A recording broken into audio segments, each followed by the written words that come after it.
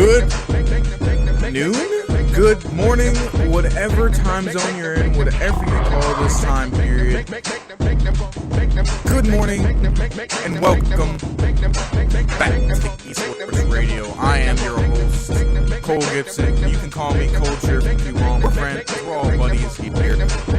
Glad to have you joining us as this past week of esports was crazy with 3 different leagues not starting. One of them was already started, but 2 different leagues starting. You had LCS finally kicking off. We finally get there. It's here. Get used to it. And then the Call of Duty World League starting as well. As well as some other controversial news that hit the wires. And we'll be talking about that today. Obviously, it's my job. I had to talk about it. And then some smaller news. But I'm just glad to have you here on the Esports Radio at Spreaker.com/the Esports Radio. Also on Twitter at the Esports Radio, and on Facebook and Instagram as /the Esports Radio. I'm fairly surprised that I got so many of my tags, that so much of this social media part of the radio show is actually just like not taken. It's kind of like, who doesn't think about the Esports Radio, even as a podcast name, even if it's not, truly live radio. But that's not for me to decide. I'm just lucky I got it. But we're going to go ahead and hop into today's show. Today I'm going to be talking, as I alluded to earlier, LCS, North America, EU. A lot of craziness happening in this very first week. Some teams that you would not suspect of being at the top of the table. And also some teams that are at the bottom of the table that are also a surprise, being where they are given all the off-season hype that they had. And then with Overwatch League, a lot to do about a very sensitive topic in today's society, as lines were crossed. But the question is, were they crossed? Was it too far? Were they crossed to the point where the punishment given should have been more severe or not? We'll get into that as well. And then obviously we'll have to talk some Call of Duty, because Stage 1 of the Pro League started, and the upsets abounded in that as well. So hopefully a lot of eventful topics today to keep you tuned in. I'm also going to be trying some new stuff as far as the music goes. Hopefully I don't get banned for it, but we'll see. If I get a piece of mail in my mailbox that says, hey, you are being sued, fined, and shut down for so on and so forth by the FCC, then we'll know the grand experiment failed and I'll have to move on and probably will go to jail. But hopefully that doesn't happen. Either way, we're about to move into our top... I almost forgot. I renamed this section. Instead of calling it the top 11 and 11 or the top 12 with 12, since obviously at times we may have some issues, keeping the show start on time, maybe technical issues. I think making it time sensitive is not the way to go. So we're going to call this the Esports Rewind. And guys, I promise that next show for sure I will have some cool bells and whistles so that it's not just me enjoying my own sections. But either way, here we go into the Esports Rewind. Last week, a very, very explosive week in esports, as we're going to hop into League of Legends first. The longest game in League of Legends history was played last week as SK Telecom T1 fell to the generic Green Wings. That's right, you heard it. The reigning second place runner-ups fell to the generic Green Wings, who I just think that the generic Green Wings are SKT kryptonite. Although SKT did fall in a telecom war last night to KT Roaster, so they're having a really tough time of it.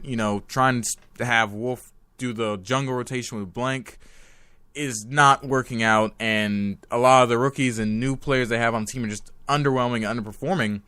But either way, the game itself lasted 94 minutes and 33 seconds. It was game 3 of the series, and it saw the top 4 CS records in League of Legends history set, the highest of which being 1400 CS. It's no surprise it was set by a Sivir.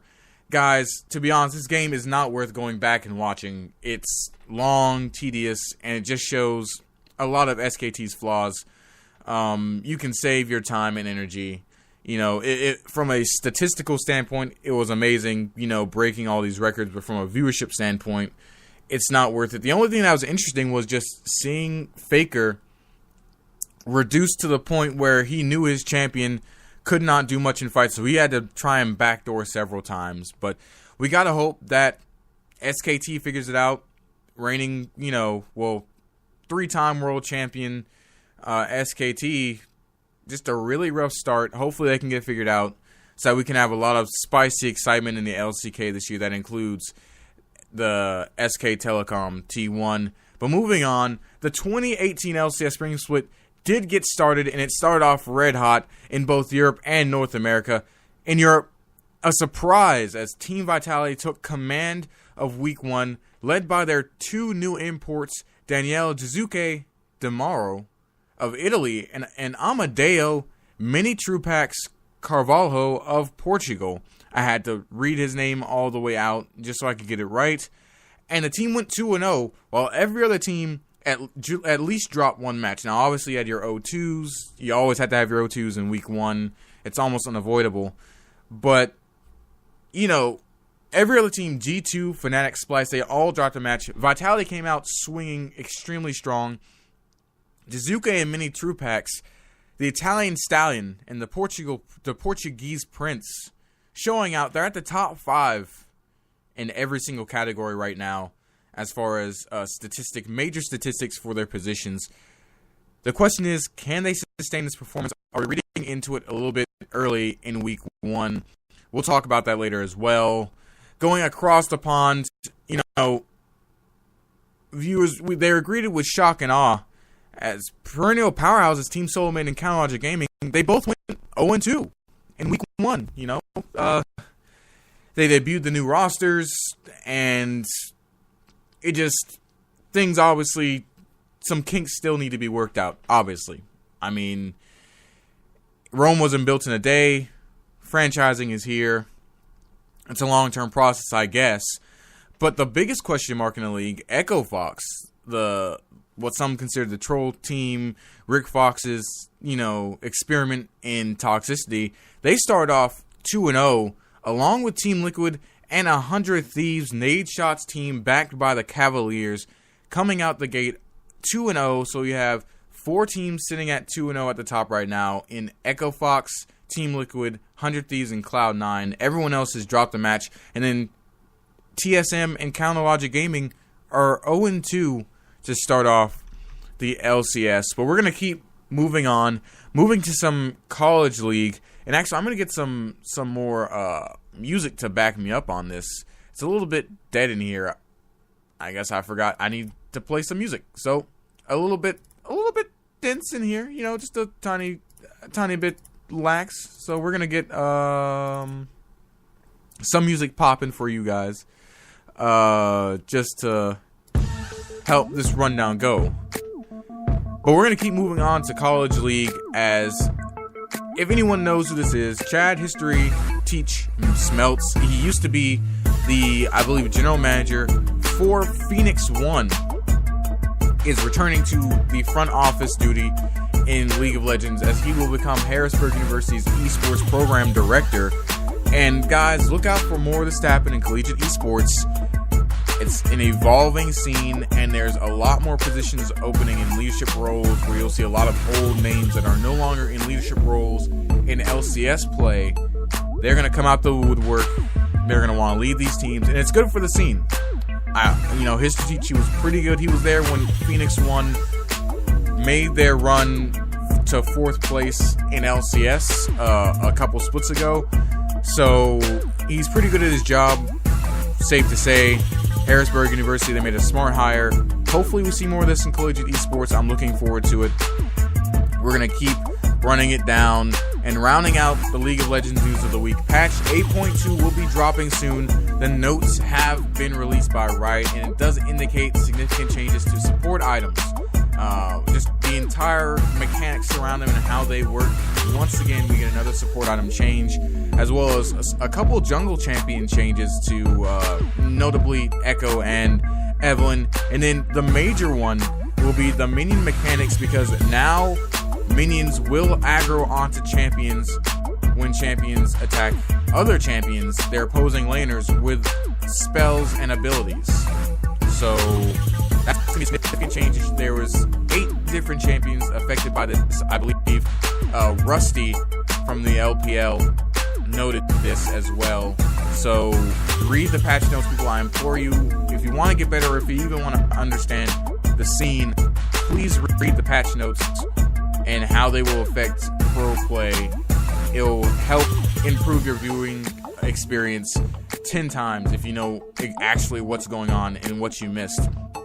We're going to move over to the Overwatch League in our Esports Rewind.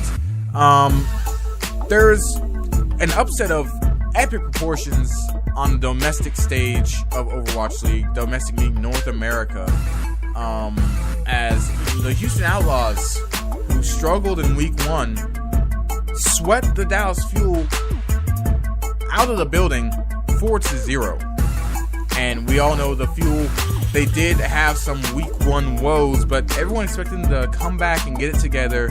You know, Houston Outlaws indicated that they were going to come back and get it together as well, but at the same time, not to the extent of this. No one expected a 4-0 from the Outlaws. And then on the back of that loss, controversy ensued as the Dallas Fuel substitute tank player, and there's been a lot of talk about this in the Overwatch world. You know, substitute, it's used very, very technically. It's not like to say the player is worse than his counterparts. It's just a technical term used in a lot of sports. But anyways, Dallas Fuel substitute tank player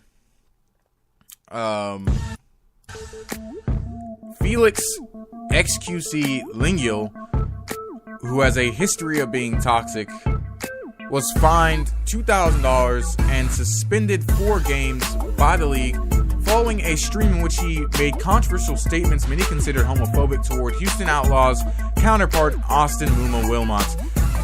And then following that, further repercussions were taken by the Dallas Fuel organization as they handed Lingiel a suspension for the remainder of the first stage.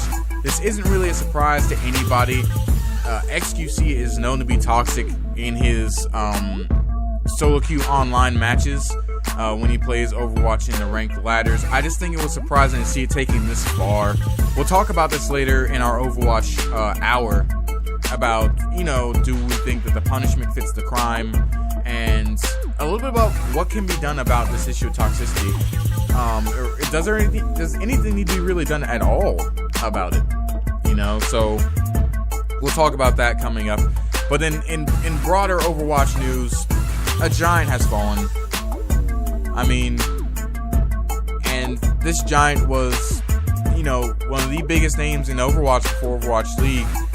But sadly, it's not the way many would expect, as a press release came out this past week from the Overwatch organization Lunatic High, stating that it would be closing its doors, citing issues keeping the org afloat, you know, after the creation of the league, and more importantly, its main roster leaving to join the league.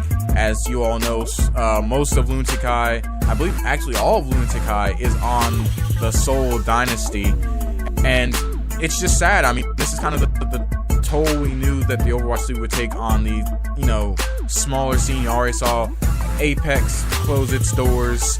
Overwatch Contenders is still going strong, but for how long, who knows? And just Lunatic High, dominant organization. I don't even believe that before Overwatch League, outside of during the international stage, where basically their entire team made up the Korean team. Even then, I don't think that Lunatic High lost a major tournament. I believe they lost one major tournament to Envy, the Dallas Fuel roster, but otherwise, that's it, you know. And it's just sad to see an organization go like this, but sometimes that's just the way the cookie crumbles. But continuing on with our Esports Rewind, CWL Pro League's first stage finally began last night with 5 matches being played, including the highly anticipated Optic Gaming versus Team Caliber series. Now, Optic Gaming coming in struggling after having their worst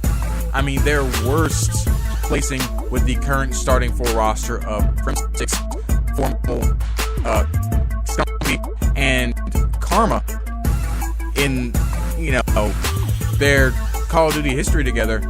Coming off the back of that, and Team Caliber coming off back-to-back championships. Team Caliber also had already won their match earlier that night against Europe. So Team Caliber came in with a lot of momentum. But it was Optic Gaming who seemed to return to championship form, being only the second team to get TK series loss in the Call of Duty World War II era, the Open Pro League guys. It was an exciting match, exciting time, and I'm just glad to see Optic back to peak condition for the Pro League. This is where it really matters. It's a $700,000 prize pool, as well as, the more stages you win or place highly in, the more guaranteed it is that you go to the COD World League Championships. So good to see the boys back. I'm pretty sure TK will bounce back from this, but we'll talk about that later in our Call of Duty hour. We're getting close to the end of the Esports Rewind as we head into some CSGO, some Counter-Strike, but not talking about the major right now. Not talking about the major just yet. I will talk about that next week. I'll do a full CSGO episode next week, or at least attempt to. I only know so much. But in CSGO, it appears that Russia wants an even bigger piece of the pro scene pie, as Virtus Pro and SK Gaming parent company Esports was bought out by Russian organization mail.ru. And, there's not much else to say. It's a classic case of Russian investors. They want in more on Counter-Strike, so they're just going to go throw some money at it. And throwing money at it, as we see in the LCS and in Call of Duty in a lot of leagues, throwing money at stuff usually works. So, not surprised to see this happen. We'll see what it means for Virtus Pro and SK Gaming in the future, but I don't think it will mean too much. And finally, finishing our rewind, Hearthstone has a new world champion as Chen Thompson 0229 Waylin won the Hearthstone World Championship, taking home $250,000. And Justin Plup McGrath defeated not 1, not 2, but 3 gods of Smash to win Genesis 5 after taking 2 nail-biting victories over one hungry boss, the Beedma. Both of you guys, congratulations. We're going to talk a little bit about the fighting game scene as well, because Genesis took a little bit of a dip this year, not in a way that you'd expect, and we'll talk about why that might be. But that's going to round up our Esports Rewind. Coming up next, after this short break, we're going to go dive straight into League of Legends. We're going to be talking TSM, O2 start. Is it a worrying trend, or is it just the first week of knocking the dust off, getting used to each other, as well as moving on to recaps of the power rankings and predictions I made in week 1. And then also talking, is Echo Fox legit and patch 8.2? Will it hurt more than we expect?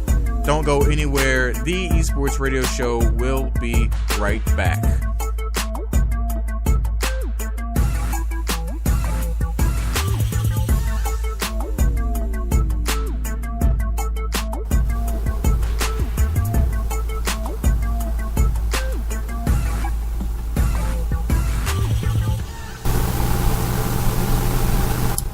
Thirsty people everywhere prefer ice-cold Pepsi-Cola. And because it's light, it refreshes without filling. Charlie, be sociable. I am, Kay. Pepsi is a favorite of thirsty people from Maine to Hawaii, from Alaska to Florida. Charlie. It's perfect for parties or picnics, so serve Pepsi to your guests. That's helpful, but This is the sociable part. Keep plenty of Pepsi ice-cold and ready. Remember, it goes fast because everybody likes Pepsi. singing still sounds more inviting. May I? Be sociable, look smart, keep up to date with Pepsi. Drink light, refreshing Pepsi. Stay young and fair and debonair. Be sociable, have a Pepsi. But singing doesn't say, pick up an extra carton of Pepsi today. Better yet, get a case. You do that. Thanks, Frank. That was swell. I'm glad you liked it, Harry. You know, you're a darn good-looking fellow. I'll bet you have lots of girls crazy about you. Oh, I don't know. Oh, you're just being modest. But tell me, how do you feel when you're in love? How do I feel? My gosh, Harry, it's the most wonderful feeling in the world. Why, when I'm in love, I'm just breezing along with the breeze. I never mind the bumps or the ruts along the highway of life. I float through life on a cloud. And that, folks, is exactly the way you feel in the famous Dodge Air Glide ride. If you haven't experienced this thrill, visit the showroom of your local Dodge dealer. See for yourself the extra value you get in this big, new, money-saving Dodge. Believe me, folks, it certainly is more car for less money. Think of it. The new Dodge Beauty Winner of 1936 now sells for only $640 and up. List prices at Factory Detroit. Say, that is something, Harry. But how about you singing a song now? Don't mind if I do.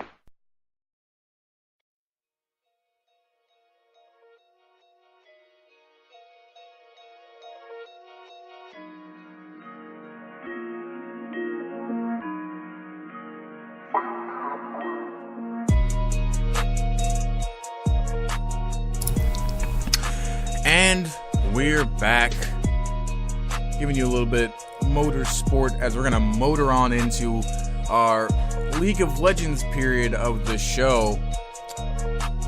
LCS starting, EU and NA, and to be honest, it was actually pretty good. It was pretty good play. It wasn't like years past where it was kind of stomp after stomp, and I do enjoy, I'll say it, I'll be the first to commit sacrilege, I enjoy Best of One being back as a viewer. Gives me a lot more time to watch matches, a lot less time trying to stay tuned to the same match, and trying to split my attention between two different matches as well. But we're going to go ahead and dive straight into the Week 1 results of NA and EU. And let's dive into EU first, as we're going to just run down, the easy results here. As it was G2 versus Misfits to kick off the first game of the LCS. A rematch of the,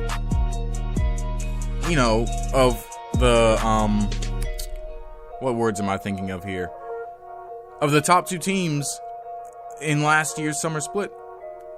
And Misfits coming in, definitely, certainly less changes than G2 had, but G2's perks, that man Luka Perkovic, came out firing extremely hot.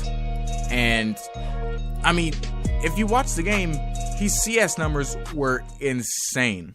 I believe he ended the match with over 400 CS, and he was at 220 in lane, barely before lane phase even finished at the 15-minute mark. Just G2 looking like a powerhouse, but then they would falter later in the week to Roccat. And it was just weird. I mean, this entire week outside of... No, I'll even include Vitality. This entire week was just weird. As moving on to our next match, Vitality would actually beat H2K. And I'll be the first to admit, I underestimated this Vitality roster coming into the year.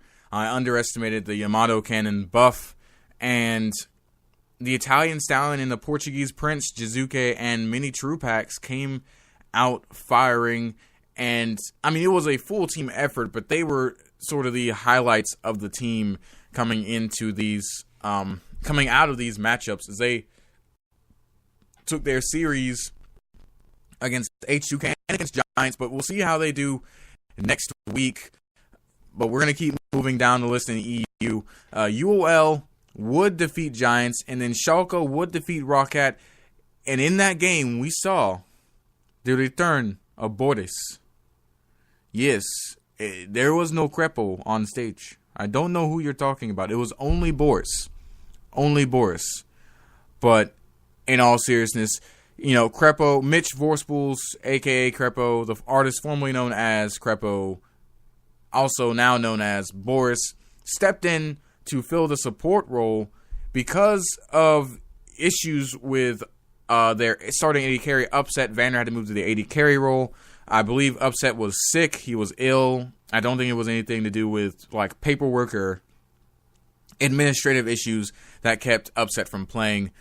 But Schalke did take the win. However, they would fall later in the week to Misfits. Misfits taking that win pretty easily. And then we have Fnatic versus Splice. Fnatic taking a pretty close game against Splice, but it just seemed like Splice were not all the way there. Just like a lot of these teams that had roster shuffles, they weren't all the way ready for competitive play as far as communication. Odoamne just... Once again, the SOAS nerf hit Odoamne. He always seems to underperform against SOAS, and it showed in this match. And then Splice went on later to play UOL, where they did get that win pretty handedly, pretty clinically. So the difference between Game 1 and Game 2 was pretty startling. I'm sorry. And then we had Fnatic taking on H2K. Fnatic also taking that win. Or actually, no, it was H2K taking that win. Like I said, every single team except for Vitality lost a game. And this win, it just seemed like the bottom lane. This is where the issues with the bottom lane of Fnatic as far as the new addition of Hylissang kind of showed itself. Because, in team fights, both Hylissang and Reckless seemed to be just out of position with the team. They got caught out multiple times and were just mispositioned in fights. And, Reckless on that Sivir, his only ability to escape crowd control is the spell shield. Hylissang, I believe, was playing the Alistar, so I don't think he had any form of peel for his AD carry. And they just kind of got steamrolled in team fights by H2K, and H2K takes that win. So a lot of back and forth variation in the first week of EU. I expect things to, even out, to plateau coming into week 2, and we'll see these top teams really go back to the drawing board, figure out what happened, what went wrong, and they'll come out and perform as expected. We're going to move across the pond to North America, covering the results. And I'm just going to run through these really quickly, because we're going to talk about North America first. When I get to the recaps and the results of power rankings and predictions and whatnot, and how all these teams are doing.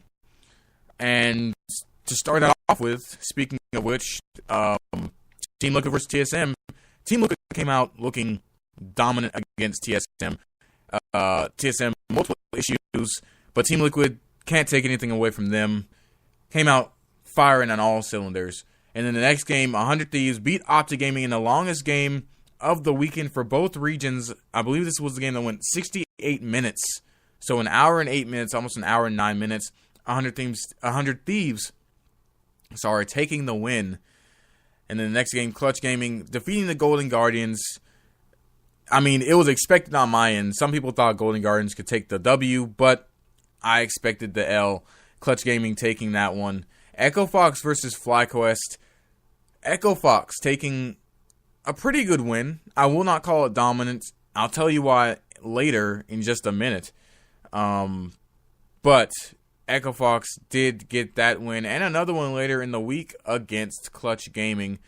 We're moving on. CLG losing to Cloud9. Team Liquid winning a pretty actually close game, at least for the first 15 minutes against Optic Gaming. TSM falling to FlyQuest in what was a very disappointing game for many TSM fans. 100 Thieves beating CLG. That was my upset pick of the week, and it came through. CLG showing more issues than some would think would be there.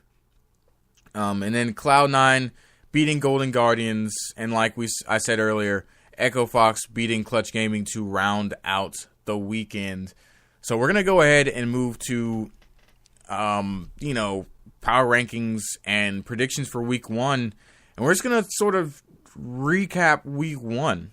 and just talk about it and see where all the teams landed. We're going to actually start with Clutch Gaming because this was the team that I picked as sort of my underdog dark horse for the league. They start off 1-1 this week, but they won the matches that they were supposed to, I feel like. I think Echo Fox came out and showed that using individual skill and talent, they could beat some of these teams that don't have as talented players at each of the positions or don't have players that can match up at all of them. But Clutch Gaming in the first game did exactly what I thought they would do. They gave Solo a pretty safe pick, although I didn't expect it to be as aggressive with the Gangplank, but all the same, Gangplank right now, at least before the 8.2 Kleptomancy changes, is an extremely viable, extremely safe pick in the top lane. So they put him on something safe top, and then they just let Lyra pump resources into Febivin so he could roam around the map and then help and then transfer that pressure to the bottom lane for Apollo and Hakuho, and from there the team just sort of made their way to the end game. You know, it was pretty clinical the way they played game one. Pretty straightforward. The orange support did come out. Orange support with Unsealed Spellbook, and I played it myself, and guys, I can see why it's extremely powerful. He's an extremely early lane bully, even at support when he's not taking a Dorn shield, because his base stats on his early abilities are just so high. He can bully out enemy lanes. His ultimate is a great form of CC. He can build items in lane so he doesn't have to leave his AD carry to recall. And with Unsealed Spellbook, he can instantly make plays around the map, going from, you know, maybe going for an early aggressive level 2 with Ignite to switching out his summoner spell with Teleport and then teleporting to another part of the map to make a play in top lane or mid lane. We saw it work with Hakuho. I don't know if we'll see it again, as Ornn is actually pretty high pick ban right now, pretty more on the ban side. And I want to dive more into Solo because a lot of people were saying that Solo was the weak link, and some would say that it showed in this match where he was down 20-30 CS to Lorlo's Vladimir in lane, but there are a lot of intangibles there that weren't discussed as far as, you know, the CS being deceiving because Lorlo not only had a pretty safe lane with 2 control wards in the top lane where Lyra obviously wasn't going to prioritize getting Solo ahead. That's why they picked the Gangplank, so he could farm safely and not have an issue. And as well as Contracts were playing extremely aggressively toward the top side of the map. He constantly kept trying to invade Lyra's Evelynn, trying to get a solo kill, because with Evelynn, you know, if you don't know, you know now, with Evelynn, if you can get her behind early, most of the time, she's useless. This did not change between the updated Evelynn and old Evelynn. It's still the same, where her early game can be extremely weak. She usually has a farm up to level 6, so you can get that passive to go invisible, to pull off ganks. And if you can kill her early and set her behind, it puts the enemy team on the back foot. And on top of that, Contracts recognized that Lyra was going to be spending significant time in his blue side of the jungle. So he kept invading and being aggressive on the top side of the map. So therefore, Solo couldn't do much to try and push an advantage when he knew he did not have safety in his lane. And he didn't die in lane either. So I felt he did a very good job of doing that.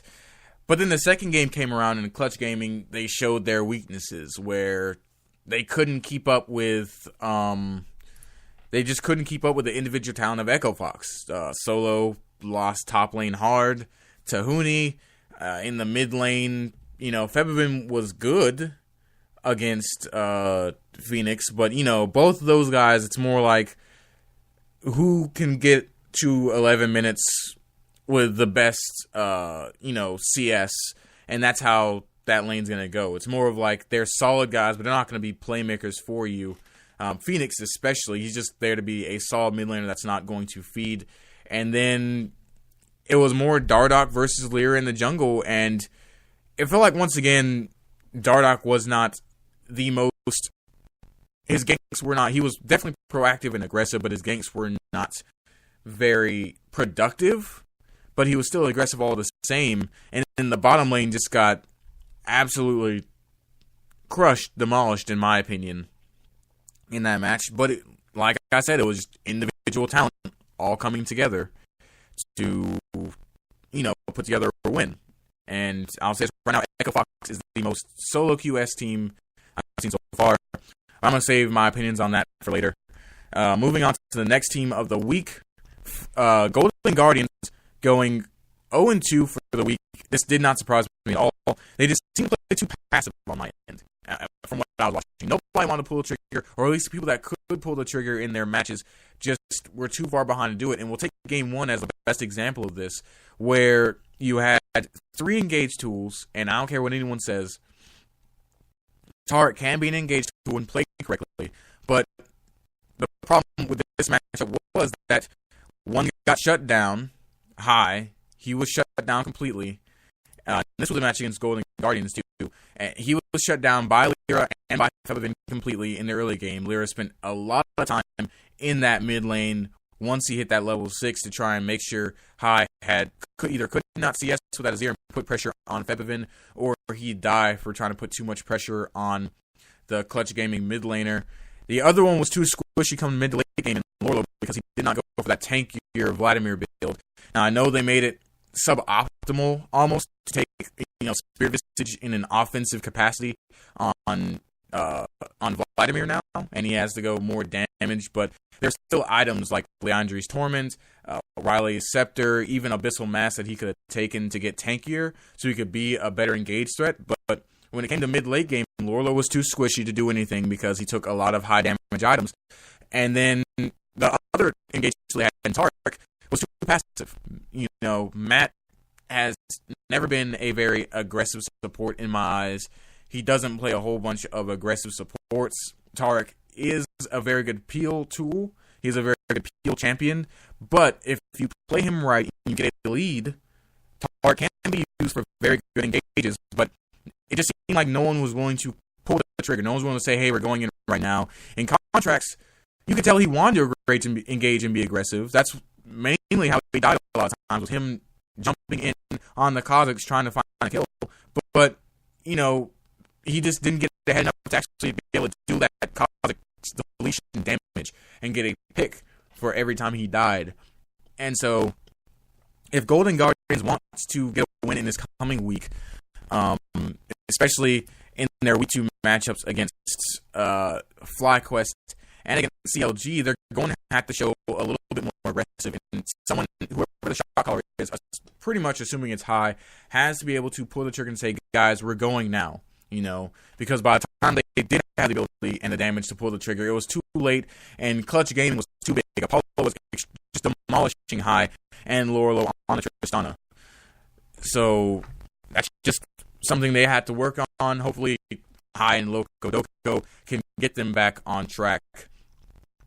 We're going to move on to Team Liquid. I'm going to skip TSM for now because I'm going to spend an entire 10 minutes or so talking about them. But Team Liquid just came out firing on all cylinders, firing on all cylinders this week. I mean, and it was there. The synergy that we talked about last episode was all the way there. You saw it early in the game when, it was as subtle as Xmithy roaming and delaying Bjergsen getting blue buff from Mike Young, which allowed Pobelter to push in his wave, and then both of them were allowed to roam to the top lane and help impact 3-man dive Hauntzer. And from there, they took that pressure and just spread it across the map. And not only that were they proactive, but they also reacted in the right ways. You saw when Sven had to save Mithy with the ultimate because Mithy ran too late to a fight to help Mike Young, and he had to use the Fate's Call to pull out his support. You saw Team Liquid immediately register that, and they said, hey, they have no ultimate in the bot lane. We're going to run down, 4-man dogpile them, and don't let them escape. They wasted, I believe, 2 or 3 flashes making sure that Sven didn't escape that gank, even though Mithy did his damnedest to try and use his All-Star to delay and allow Sven to escape. And from there, the goalie was just so insurmountable that it was hard for TSM to come back, on top of their obvious coordination issues. And it proved 3 things. A, the synergy is already there. This team looks scary. B, yes, Impact can play carry champions. You saw the gangplank come out, and by the time he got out of lane phase, he was already doing massive damage with the Trinity Force. And B, money can buy wins, and obviously this team is not a glass house. It is the perfect storm. Double said he likes his teams to be proactive, and they were. It was the fastest LCS match in both North America and EU at just a little bit over 28 minutes. So right now I have them 100% as my LCS Spring Champions right now, just based off this performance. We'll see how the split continues and what teams will rise to challenge them, but right now it looks like nobody can. Moving on to teams that are up there, at least with them in the standings for now, though, is 100 Thieves, who were better than I thought they'd be. Ryu and Medios both showed up to play. They, showed they still had it. Ryu didn't have to do too much. He just, was solid. He's like Phoenix at the moment, at least. He was solid. Showed that he still had the old mechanics that he needed to make sure he didn't die, which was extremely important. And Medios was able to be extremely proactive on the Sejuani. Sejuani being just such a big pick right now in the meta. And he was able to play it effectively. And then Aframu's leadership led them to that. At least the first win they got, it led them to that win, because that was an extremely long game, back and forth. Optic Gaming was giving them hell. And if it wasn't for some great late game shot calling from the Afro God himself, I don't know if 100 Thieves pulls out that game. Second game, same story. Great leadership. I mean, Cody-san showing that he has matured and he's moved past his Worlds performance, the fateful W. He's moved past it, playing up to par. And right now, I mean, the only issue was, for me, that the wins that they had, especially in the first game, was just too slow. It didn't show that they were a dominant top 5 or 6 team. It could just be the meta. We're playing a lot of Azir and Sivir and champions that have wave clear and can stall out games, and playing for late game. That's kind of the meta right now, is you either play for late game or you try and get such an early snowball that it doesn't matter. But that game against Optic took a really, really, really long time. And to me, that just shows that even with the lead they accrued early against Optic, 100 Thieves still couldn't close it out, which is the, number one sign in my mind of a top team, is how to close games. Team Liquid got their lead, closed out in 28 minutes. Boom. The other 3 teams in top lane, Cloud9, got their leads, although that CLG game was a banger. Side note, if there's a single game that you want to go back and watch if you missed LCS action this week, it needs to be that CLG Cloud9 game. That game was great. But Cloud9, at least in their second game of the week, closed it out, got a lead, knew how to finish it, closed it out. Simple as that. And 100 Thieves, while Aframu's leadership did lead them, there were several times they made mistakes that allowed Optic Gaming to come back in a game. Several times that they took fights that they shouldn't have, and just, almost threw the game to Optic. And speaking of Optic, this team, all the tangibles that we expected were there. They relied on Power of Evil to be a high damage source. He basically, with him and Arrow, basically single-handedly helped stall this game out till the late stages. Elimination showed his age in this game, showed his years and how far behind he is and how uncomfortable he is in this meta playing Morgana. The only Morgana to be seen competitively around the world, by the way, in all the competitive regions. I mean, no one's playing this champion, and for good reason. She doesn't have very good peel outside of her spell shield. Her engage is fluky, because if you can burst her out before she can have her soul shackles pop, which is very easy to do, then, it's pretty much a waste. skill shot oriented in a meta where a lot of the engage is hard engage, where it's like an all-star, where you get a QW button click combo fairly easy, or you're playing peel champions that can protect for your team, stall out fights, and help protect your carries from backline threats. Morgana doesn't do either of those extremely efficiently. And then Zig just couldn't hang with Someday in their game against 100 Thieves. Someday manhandled Zig in the top lane, and it didn't help that he got 3 or 4 man ganked early. That gave Someday a lead. And overall, their macro wasn't bad, you know, but that should be expected from a team that has 3 seasoned veterans, you know, 2 of which were shot callers and in-game leaders on previous teams.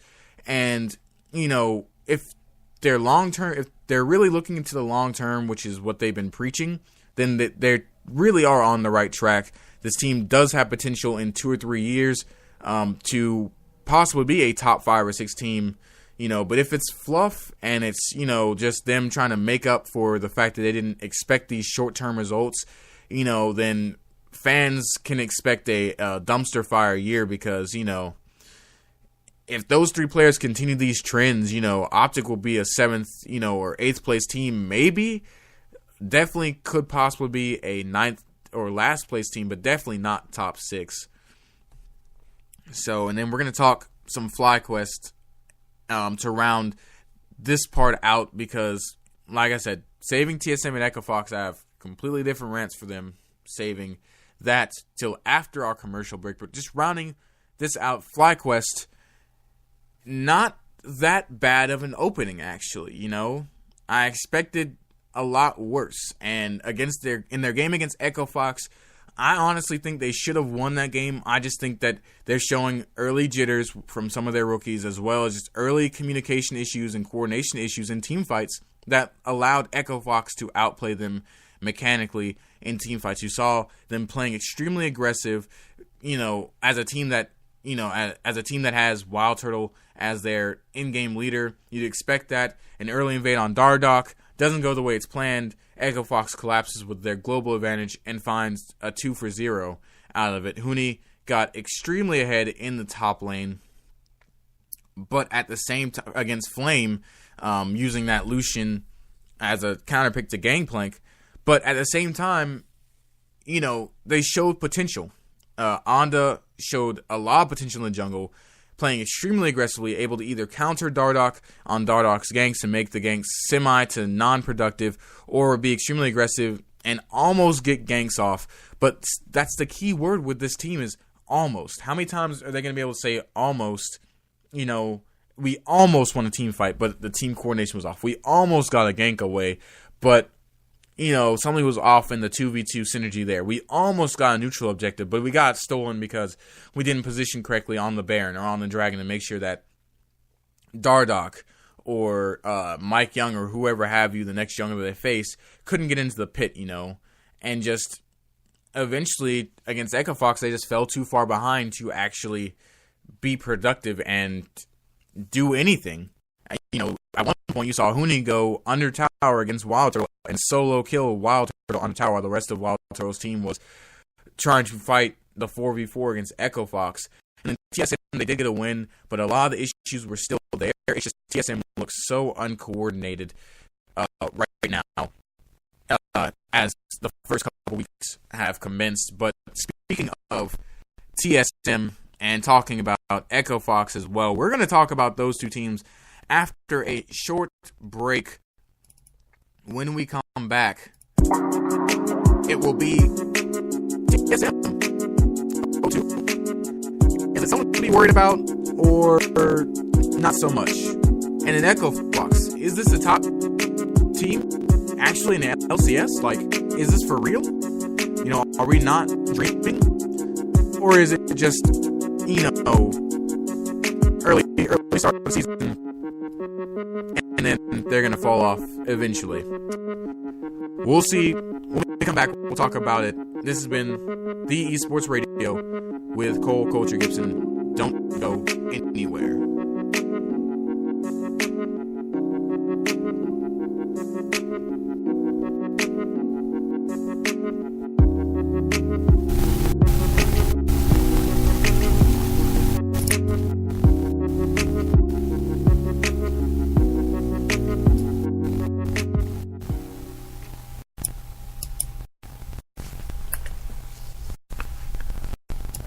action against tooth decay. Brisk, B-R-I-S-K, Brisk. When you are late and in a rush to clean your teeth, do you really brush or do you just brush in a rush? Brisk helps protect you from decay, starts instant action right away. Even if you brush in a rush, Brisk fluoride toothpaste. You should brush your teeth thoroughly, but when you have to, brush in a rush. Brisk fluoride toothpaste starts instant action against tooth decay. Helps strengthen tooth enamel on contact. Instantly destroys most bacteria that cause mouth odor and decay. Even if you brush in a rush, Brisk fluoride toothpaste. Mr. Clean gets rid of dirt and grime and grease in just a minute. Mr. Clean will clean your whole house and everything that's in it.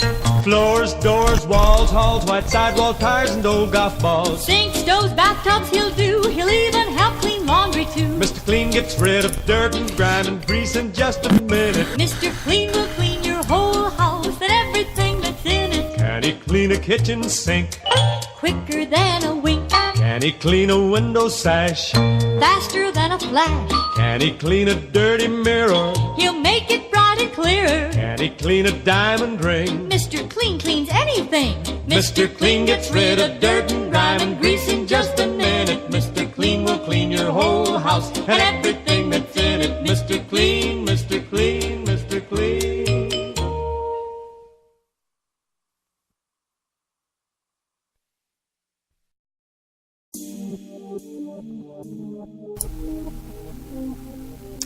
Welcome back to the Esports Radio.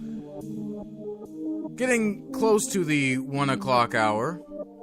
Moving pretty fast today. Moving pretty fast. It's a beautiful day in Georgia today. Didn't get to mention what I saw outside my window this morning when I woke up. You know, sun shining. Once again, we're cold. Went from it being about 60 early in the week to once again being in the 50s and 40s, but that's typical Georgia weather. Nothing really to be crazy about. As I headed outside my door today, had to go grab some drinks for the show. Not alcoholic beverages, mind you, but just something to keep the old, to wet the old whistle. Ran out in my pajamas too. I was not really concerned because I don't care what people think about me. You know, real people on these streets, we on these streets. We don't care what people think. Real gangsters walk out the house in their pajamas every single day. So that's exactly what I did to go and get me some drinks. My gas station dude didn't mention it. I didn't mention it. So therefore, we keep moving on with our day. But we're going to hop back into LCS because we got to talk TSM, everybody. We just so much surprise coming out from this team, but not in a good way, starting out 0-2 in the first week. And I mean, some of the issues were just obvious, you know, and you think that it would be an issue coming into the split was just communication, which was, you know, everyone on a different page. It looked like Sven and Mithy were still playing for G2, were on their own separate team. The way they were interacting, Mike Young was, I won't say that as far as his individual jungling, it was poor, but you could obviously tell that he was actually indeed leading some, if not most, of the early game shot calling, just by how confused and passive some of the shot calling looked and how reactive it looked. It looked like someone who didn't have a lot of experience shot calling. If it was Bjergsen or if it was Sven or Mithy, and a little bit of a spoiler alert, full disclosure, Mithy has said repeatedly in interviews that he was not the shot caller for any of his previous teams. So if it was Bjergsen or Hanser or Sven, then I'd be more worried. But it was just some obvious issues with him learning how to early game shot call. Nothing too much to worry about in that regard. But my thing is, you know, is it an issue when it comes to the mid to late game? That's where my issue lies. The early game will sort itself out. And a lot of that also was Team Liquid sniffing out TSM's strategy about what they want to do. They want to have a lot of objective control and focus with the Shyvana. I can't remember what analyst said this, but how Shyvana works, at least competitively, is wherever she goes, a sphere of influence follows. Xmithy and crew saw this, knew what TSM was trying to do, and shut it down fairly early. So I don't really blame Mike Young too much for this first loss. Yes, it was lackluster, but I think he can bounce back. Against FlyQuest, same issues communication-wise, but is it a lack of experienced communication, or is it too much? Is it a plethora of communication? Is it, too many voices at the same time running? Because like we said, like almost every single member of this team, and even Mithy, even though he won't say he was a shot caller, every single member of the team is used to being highly communicative in their roles. A lot of input is used to being given into the decisions being made on their teams. And in a team environment like TSM, where you have the early game being led by your jungler, which is usually their strategy, and then the rest of the game, it's a lot of input, everyone throwing in input as, information comes in. Is it too much to handle? And that's what it looked like at times, or it looked like, Mike Young was saying, hey guys, I have a fight here, let's go. And then Sven and Mithy were like, okay, but then Bjergsen and or Hanser or someone else on the team was like, wait, no, back off for doing this, or this. And it was just so much confusion within the team comms that the team couldn't get it together.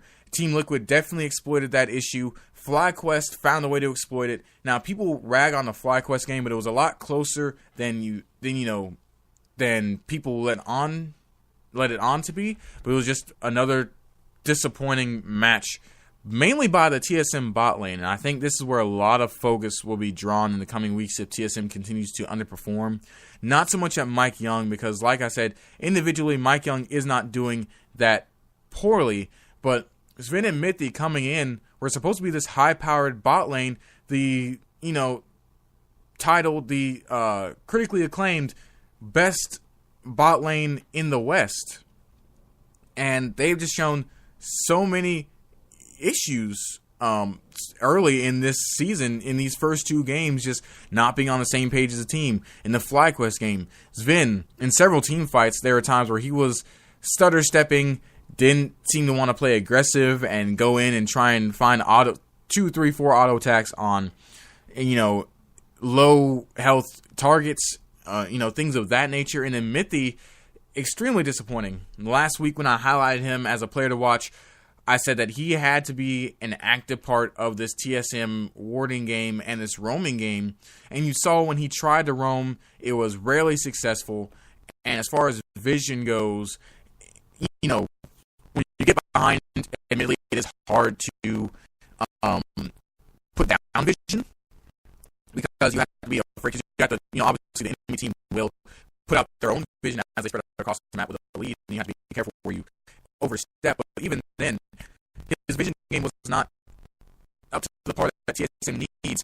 So I think that's where TSM issues lie. We'll see if in week 2 they fix it. But if you're a TSM fan, I wouldn't worry just yet. But in week 2, if they go 1-3 or, oh God forbid, 0-4 because of the same issues, then that's when I would start to sweat just a little bit.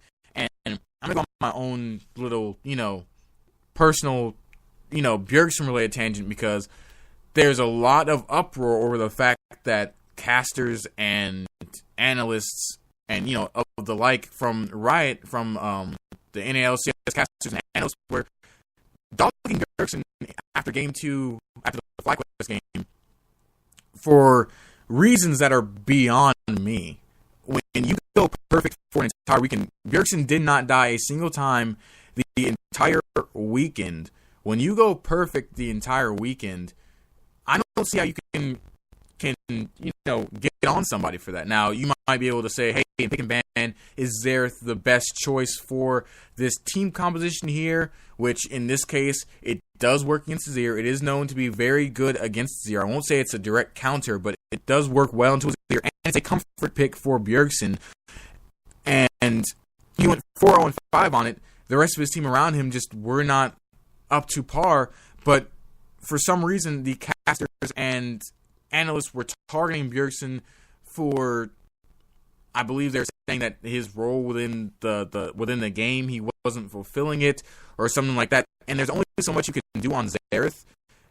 And I think Bjergsen did it all. When you can land all five of your arcane bolts, or whatever that ultimate's called, when you can land all five of those on top of Wild Turtle, who's playing Callista, who also is getting like a crap ton of shields, and you still find a way to kill him by landing all five of your arcane bolts, that's insane. And all they're doing is feeding those little armchair analysts sitting at home saying, oh yeah, I knew it was Bjergsen the entire time. Why did he pick Xerath? It was garbage. It didn't even work. And all those Reddit trolls that like to try and dog Bjergsen on a daily basis, and it just gives people a lot of room to put Bjergsen under fire when he shouldn't be. If anything, look at Sven and Mithy. Sven, why are you sitting there stutter stepping and canceling auto attacks in the middle of team fights? Hey, Hunter, what's with your choke at? Hunter and Mithy, why are you guys out of position in all these team fights where like half the TSM team, Mike Young, Bjergsen, and Sven on the bottom half of the fight, bottom side of the fight, while Mithy and Cho'Gath and Hansar on Cho'Gath were on the top side of the fight getting picked off in the jungle? Why are you there? You know, things like that. Hansar, this week on your Gnar, why did you underperform and get ganked twice in ways that could have been avoidable? So that made me so upset with Riot, because they were just trying to force a narrative. Because yes, you want to keep things interesting and compelling for your audience, trying to find different angles. I completely understand that and get that. I try and do that with this show every single time I do this show, and every single time I do anything related to esports and esports journalism. You always want to look for a different angle that's interesting and compelling, but going after one of the best performing members for week one on TSM, you know, not only statistically, but just the way he played, the situations on the map, saving the TSM base twice, like going after that specific member is just, it's disgusting. It's a little bit gross. And Jat and the rest of the Riot talent are better than that. You know, they have to be better than that. So we're going to move on to talking about Echo Fox, a team that went 2-0 this week. And the real conversation is Echo Fox legit? Is this a team that we can say is a top 4 team in the LCS after week 1? Is it too early to call them that top team, or is it not early enough? I lean toward the former, where it's too early. I think while this team showed why Rick Fox picked all of them up, the individual talent is there. You know, Adrian's always been a good support, and he showed he can play something else other than Janna. He played the support Shin. Mid lane, Phoenix showed that he could play a solid Ryze, but Ryze with stopwatch is broken right now, so you know, it's not super hard to play a solid Ryze, but he played it nonetheless. Huni showed that whether he's on Immortals or Echo Fox, whether he's been gone, you know, 1 split or 3, he's still the same Huni. He can still dominate when you give him in an advantageous lane matchup. He was allowed to counterpick Lucian into the gangplank, locked it in as soon as he saw Flame locked in that gangplank, which means that you know they had to have scouted it out. But I want to see Huni play in a matchup that's not advantageous to him and see if he can still do the same and pop off, or play a champion that's not as high damage and just, you know, an outlier right now in the meta, and see if he can pop off. Dardoch actually, to me, was the most underperforming player on this squad. I mean, Alltech was solid as Alltech will be. I don't think there's ever been a time where I've ever said Alltech is the worst player on a team. But Dardoch underperformed in this game. It didn't look like it because, like I said, Echo Fox was able to just outplay their opponents in a lot of their matches. You know, just individually with skill. I believe in their CLG matchup, I think CLG personally just like messed that up. They, you know, and CLG is suffering from the same issues as TSM, where they're having communication issues between Reignover and the rest of the team, as well as Huhi just underperformed this week, you know. And if this is the performance Hui's going to give while trying to be the main shot call on the team, and if their early game is going to be that abysmal, while trying to be the main shot caller, then maybe they need to pass that on to Reignover, who has had experience, I believe, being a shot caller, an in-game leader. Maybe they need to hand it over to him, because not only did Hui underperform, but the rest of their macro in the early game to mid-game underperformed with him. But Echo Fox, I'm not hopping on the hype train just yet, because if you look at the FlyQuest game, it's a perfect example of, early in the game, Dardoch, none of his ganks were productive. Now, yes, a couple of them were stopped by Onda, but the rest of them were just, they didn't do much of anything, and he wasn't able to affect Onda in the jungle. In fact, I believe Onda did a better job of affecting him, and things didn't start to go south until they tried to anticipate Dardoch coming to his red buff, and they did, and they found Dardoch. But thanks to Unsealed Spellbook on Ryze mid, as well as a TP in the top lane from Lucian, and Zac being Zac, just so much global advantage for Echo Fox and gap closure allowed them to turn the fight around to make it a 2-0. And that's just how the rest of the game went, where it was a lot of fights that FlyQuest would try and be proactive on things, and Echo Fox would just turn it around based on individual skill, and then FlyQuest just messing up in small, minute details of their team fighting engaged and how they went through the front-to-back team fighting process, like leaving Wild Turtle to die to Huni alone under tower, things of that nature. So until this Echo Fox squad can show to me that they are more than just individual talent put together on a team that can basically solo queue stomp people, until they show more of that, then I can't put this team high on my power rankings still, because I still think when they come up against a Team Liquid or even 100 Thieves or even TSM at this point, I believe they do play TSM this week, until they come against those teams and show they can do more in their macro, I'm not convinced, and I refuse to be convinced, So, but we're going to continue powering through to our next topic, which is patch 8.2, and a lot of changes coming through for this patch, namely, just to name off a few. Echo is getting an attack speed buff so he can jungle better. Evelyn getting some of her damage taken away from her Whiplash, because she just, according to Riot, she just does her damage is too damn high, according to what Riot said.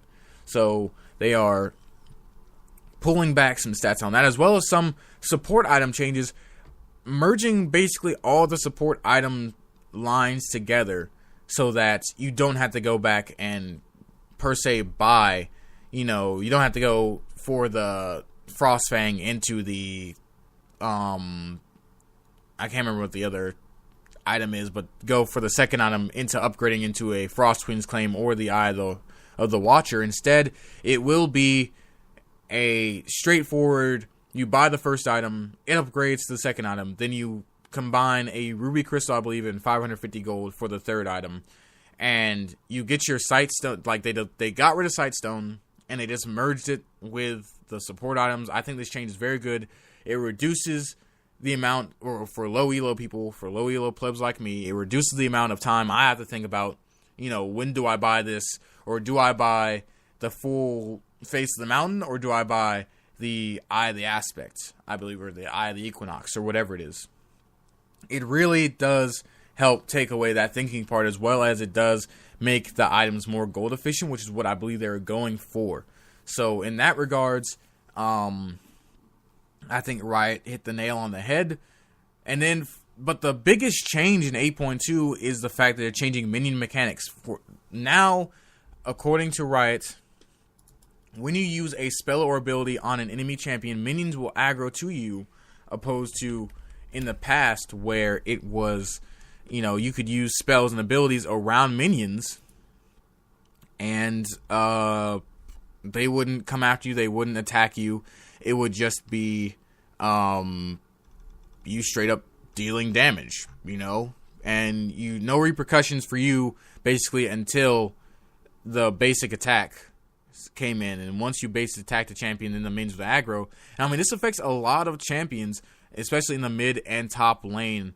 Rusty, caster for the LPL, put out a list of basically the changes that were the biggest as far as champions that the minion aggro changes affected in the way they play the game. There's Cassiopeia, her E, the biggest change. I agree with him. It's probably the biggest change because what would Cassiopeia do to you in lane in level 1 to 2? She would go all in on you by corrupting potion, go all in on you level 1, 2, hit you with 3 or 4 E's in a row, pop a corrupting potion, and then back off, and then instantly she's winning the lane because she can just rattle off spells. And now she does that, she'll take minion aggro, probably lose half her health to the minion wave, so that definitely changes how she works in lane.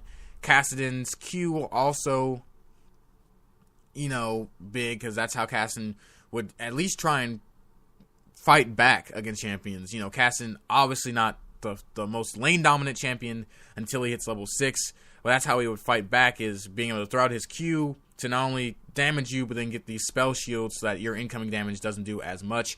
Pantheon's Q, this is a big one in the top lane for solo queue purposes, because a lot of people in the top lane were annoyed by Pantheon being able to run up to you, especially once you got a lethality item, just run up to you, throw a Q, hit you for a nice chunk of your health, then run away. Rise, all of his spells are either skill shots or like his E spreads out, so it does still count as a spell target damage, and that will affect all of his kit. Nami, LeBlanc, Katarina, Annie, Karma, and Akali being the others that this affects. So we'll see how this affects pro play. I think the minion aggro change will affect a lot of pros in the way that they have to play the lane and the way how they take trades. And I think that's the most important part here, is how your trading patterns will have to change because of these aggro changes. And not only, for those champions, but also for supports. Basically, almost every single champion, although a lot of champions, it was kind of already assumed you take minion aggro like AD carries, because a lot of your stuff is in auto attacks. But some of the burst AD carries, such as Misfortune, for example, with her double up, now that she'll have to think twice about throwing one of those out on low health to just get some poke. Karma, a support that's still pretty good, one of the casting mage supports, as well as Nami, all they used to do is just throw out annoying Qs and Ws to aggro you in lane, as well as Sona. Now all these champions have to change their trade patterns, be more cautious about sending out those spells, because you could take a nice chunk of your health with it. So we'll see how that affects pros going into week 2 of worldwide play. Actually, I think it should come into effect week 3, because they usually have a week delay, so that's not short notice for players, so they can get adjusted. So in week 3 of LCS play, LCK, and LPL, they will see it next week as well. I believe that they're in week 4 play. I think they're a week ahead of Western play, so in their week 4 to our week 3, we'll see how that affects them. We're going to round out our League of Legends time, our League of Legends hour, going over my week 2 predictions and power rankings. So we're just going to run down NA and EU power rankings pretty quickly. I have in North America, Team Liquid sitting at 1, Cloud9 sitting at 2, CLG at 3, TSM at 4, 100 Thieves at 5, Echo Fox at 6, Clutch Gaming at 7, FlyQuest at 8, Optic Gaming at 9, and then Golden Guardians at 10. And I think the only things that can be considered outliers here is still having CLG and TSM at 3 and 4.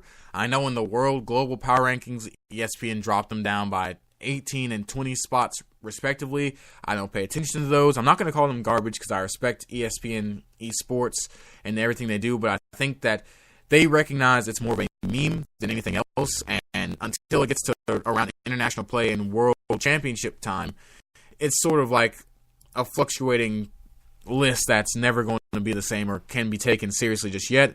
I think CLG and TSM coming into week 2 have a lot to prove, and I think that they will be able to do it. I think they're going to bounce back and go 2 and 2 respectively in week 2. Their schedule is not that difficult for week 2.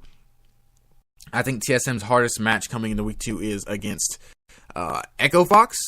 So we'll see if Echo Fox can challenge him, but I still think TSM can pull it out. As CLG the same, their hardest match will be against Clutch Gaming. I think they can win that game as well. They just need to go back to the drawing board. Instagram, figure out communication issues and roll from there. I have 100 Thieves below them just because, yes, I I do like the way 100 Thieves looks, but I don't believe that they are ready to enter the top 4 just yet. Same goes for Echo Fox. I've already told you guys what I feel about Echo Fox. I think that until they show me some good quality macro in a clinical game where they close the game out, not quite on Team Liquid's caliber, but where it's clinical, we get a lead early, we transition to mid-game, we end it late game around the 30, 35-minute mark. Until I see that, I can't put them any higher than 6. Clutch Gaming, I put them at 7th just because I'm still hesitant about putting them too far high. I do, like I said, the Moneyball approach is there. But with Echo Fox and 100 Thieves coming out the gate the way they did, I think Clutch Gaming has to take a back seat until 100 Thieves and Fox falter. And then FlyQuest, Optic, and Golden Guardians rounding out the bottom 3 just because of, FlyQuest still has a lot of things to figure out, although they do look promising. Optic, that's all I'll say. And then Golden Guardians, I don't expect anything better from them coming into week 2. And then Vitality, in EU, we have Vitality at number 1, Misfits 2, G2 at 3, Fnatic at 4, Schalke No Fur at 5, Splice at 6, Roccat, UOL, H2K, and Giants rounding out the bottom 4. And yes, I am riding the Vitality train. That is a train I am definitely on top of. I like the way Jizuke and Mini Trupax are playing, and I like the way the team plays together as a whole. I think they're a very high-powered team that can really thrive in the best-of-1 format. I believe that they have a lot to prove this week. They will be playing Misfits and Fnatic this week. So they have a lot to prove. This will be their real true test on whether they will stay in the top 4 of, a lot of people's power rankings, and even in the top 4 of the standings. And if they can do that, I think they deserve to be number 1. Misfits, G2, and Fnatic, no surprise. If it weren't for Vitality, they'd be the top 3. Schalke No Fur showed a lot of promise in the first week. They did falter in their second match, but who didn't falter in their second match that week? Splice rounding it out at 5. It's sort of like a same as Schalke, where Splice showed promise, but at the same time they did falter. I just think Schalke looked better, and Schalke will have their starting AD carry and support this coming week as well, so I think that is a lot to consider and take into account. Roccat, I have them that's basically just based on they beat G2. Fluke or no fluke, you have to give them some respect for that. And then UOL, H2K, and then Giants rounding out the bottom, because I still have no faith in either of these 3 teams, even if they got 1 win. I think the top 6 teams are just feeling out their flaws and figuring out how they need to play better, and then once that happens, you'll definitely see UOL, H2K, and Giants take better hits. Now, moving on to predictions, this is where it gets really, really spicy. For week 2 of the LCS, of NALCS, I have CLG beating Clutch Gaming. I have TSM beating Optic. I have Cloud9 beating Echo Fox. I think Cloud9 looks very, very good, very coordinated right now. I think they're letting Sven do exactly what he wants to do, which is play aggressively. And Cloud9 has always been a team. Reaper's always been a coach to allow players to play toward their strengths, and it's showing right now. I think they're going to beat Echo Fox. I have Team Liquid beating 100 Thieves. I don't think that's a shocker. FlyQuest should beat Golden Guardians. I have TSM beating Echo Fox. I think TSM will fix their issues coming into week 2, at least enough to take a win against Echo Fox. I do think it might be a close game, but who knows? Echo Fox is a fluctuating team still, in my opinion. We'll see if they can be consistent and consistent going into week 2. I do have, for my upset pick of the week, I have 100 Thieves beating Cloud9. I think this 100 Thieves team is a real dark horse in this league. I think that they have what it takes with Afro to beat Cloud9. It is an upset pick, so it's not 100% guaranteed, but I do think 100 Thieves has what it takes. I think that Ryu can stack up well enough with Jensen to not give Jensen too big of an early lead. I think in the top lane, Someday can definitely beat Licorice, and I think if 100 Thieves is smart, then they will have Meteos focus on getting Someday extremely ahead against the rookie. Licorice take advantage of that rookie position in the bottom lane, just allow Cody-san and Afromu to lane safely and scale up against Sneaky and Smoothie, and just let Someday run away with the game. But we'll see how that one pans out. Finally, rounding out the last 3 matches, I have Optic beating FlyQuest, CLG beating Golden Guardians, and Team Liquid beating Clutch Gaming. Excuse me. Getting a lot of gas. Ugh, shows I'm getting old. I'm only 22, but the gas is already prevalent. I'm 22 going on 45 right now. Well, let's go ahead and move over to EU. A lot of these should be pretty straightforward. I have G2 beating Giant, Splice beating Rawcat, Misfits beating H2K, Vitality I have beating Fnatic because I am riding the Vitality train extremely hard, and Fnatic is showing a lot of inconsistency where it matters most in that bottom lane and, in the top lane, in your side lanes, which a lot of the game is played through right now. I think Vitality can use the same strengths they used in Week 1 to get the W over Fnatic. I have Schalke beating UOL, H2K losing to Giants, Rawcat beating UOL, Vitality beating Misfits, still riding that train. This is my upset pick of the week. By all means, Misfits has the tools to beat Vitality, but I really like this Vitality squad. Any team with an Italian stallion on the roster is enough to get my vote. And then I have Splice beating Schalke 04 and G2 beating Fnatic. I think Perks looks like a monster. I think that the loss to Rawcat was Rawcat being the Kingslayers once again. And I think G2 is going to come out in Week 2 with even more synergy than they had in Week 1, and they can get the win against Fnatic. So that will round out our LCS hour. When we come back, we will talk some Overwatch League. We'll talk Dallas Fuel. What do they have to fix to regain their prowess, that pre-Overwatch League prowess that they're known for? We'll also talk XQC, and we'll talk, and I'll share my opinions about did the punishment fit the crime, and do I think some people are overreacting a little bit to this whole issue? Who knows? When we come back, we will talk about that in greater detail. Don't get anywhere. This has been the Esports Radio.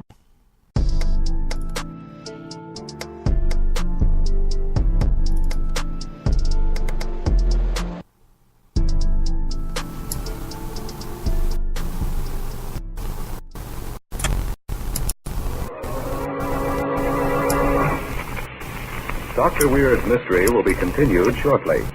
Say, by the way, Doctor, is mystery your sole pleasure? Young man, what could be more pleasant than mystery? Well, music, for instance. That's music, why, of course. Have you ever heard my clanking of chains? Doctor, I'm afraid you've got me wrong. I mean the kind of music men hum or whistle when they feel on top of the world. And gentlemen, one of the many things that give you that tip-top feeling is the pleasure of being well-dressed.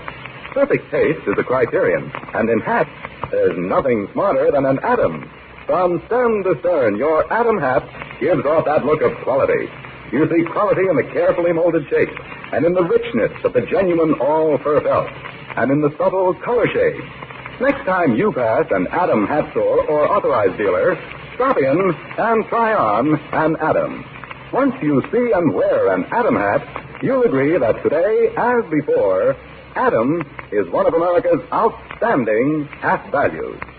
Now, the good Dr. Weird.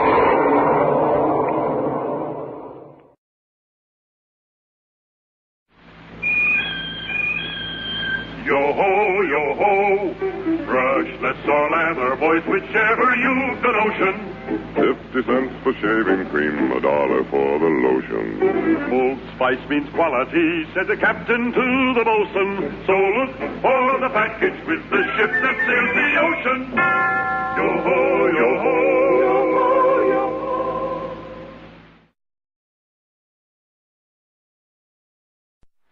Thanks, Frank. That was swell. I'm glad you liked it, Harry. You know, you're a darn good-looking fellow. I'll bet you have lots of girls crazy about you. Oh, I don't know. Oh, you're just being modest. But tell me, how do you feel when you're in love? How do I feel?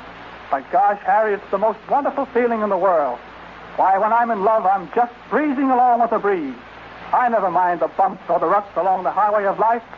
I float through life on a cloud. And that, folks, is exactly the way you feel in the famous Dodge Air Glide ride. If you haven't experienced this thrill, visit the showroom of your local Dodge dealer. See for yourself the extra value you get in this big, new, money-saving Dodge. Believe me, folks, it certainly is more car for less money. Think of it.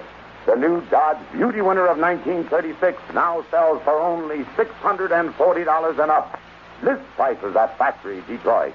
Say, that is something, Harry. But how about you singing a song now? Don't mind if I do.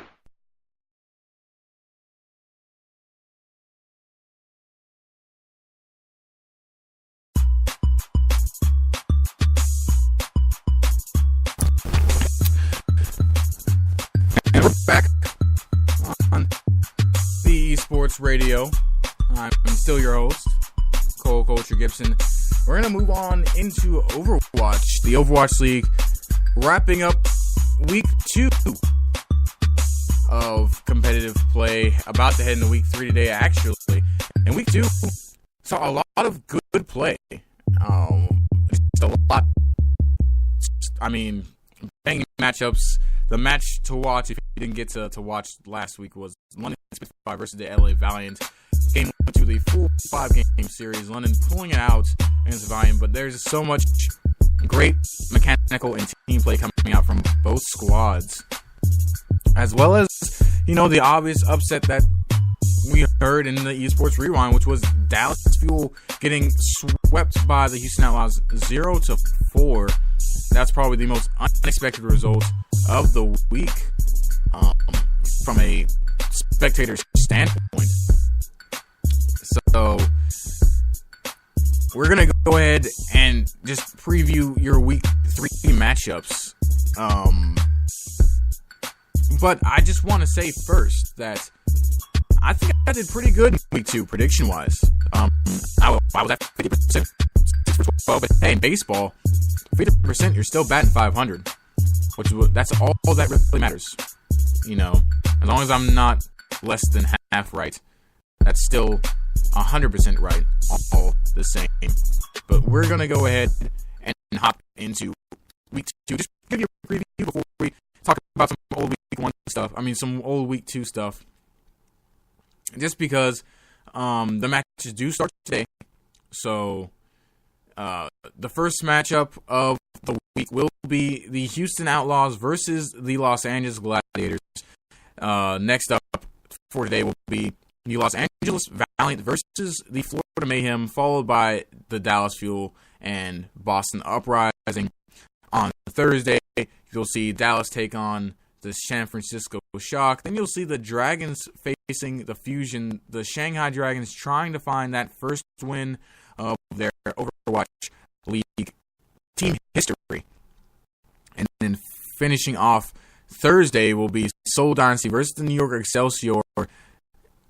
A lot of people think that Seoul will win this one outright 4-0 like they've done to every single team they've played so far, but New York Excelsior were looking pretty damn good so far. I wouldn't be surprised if they at least gave them a run for their money. On Friday, however, we have Houston taking on Florida, followed by Philadelphia and New York, and then Boston versus London. And then to round out the week of play for week 3, we have the Gladiators versus the Valiants, the Dragons facing the Dynasty, and the Shock facing the Spitfire.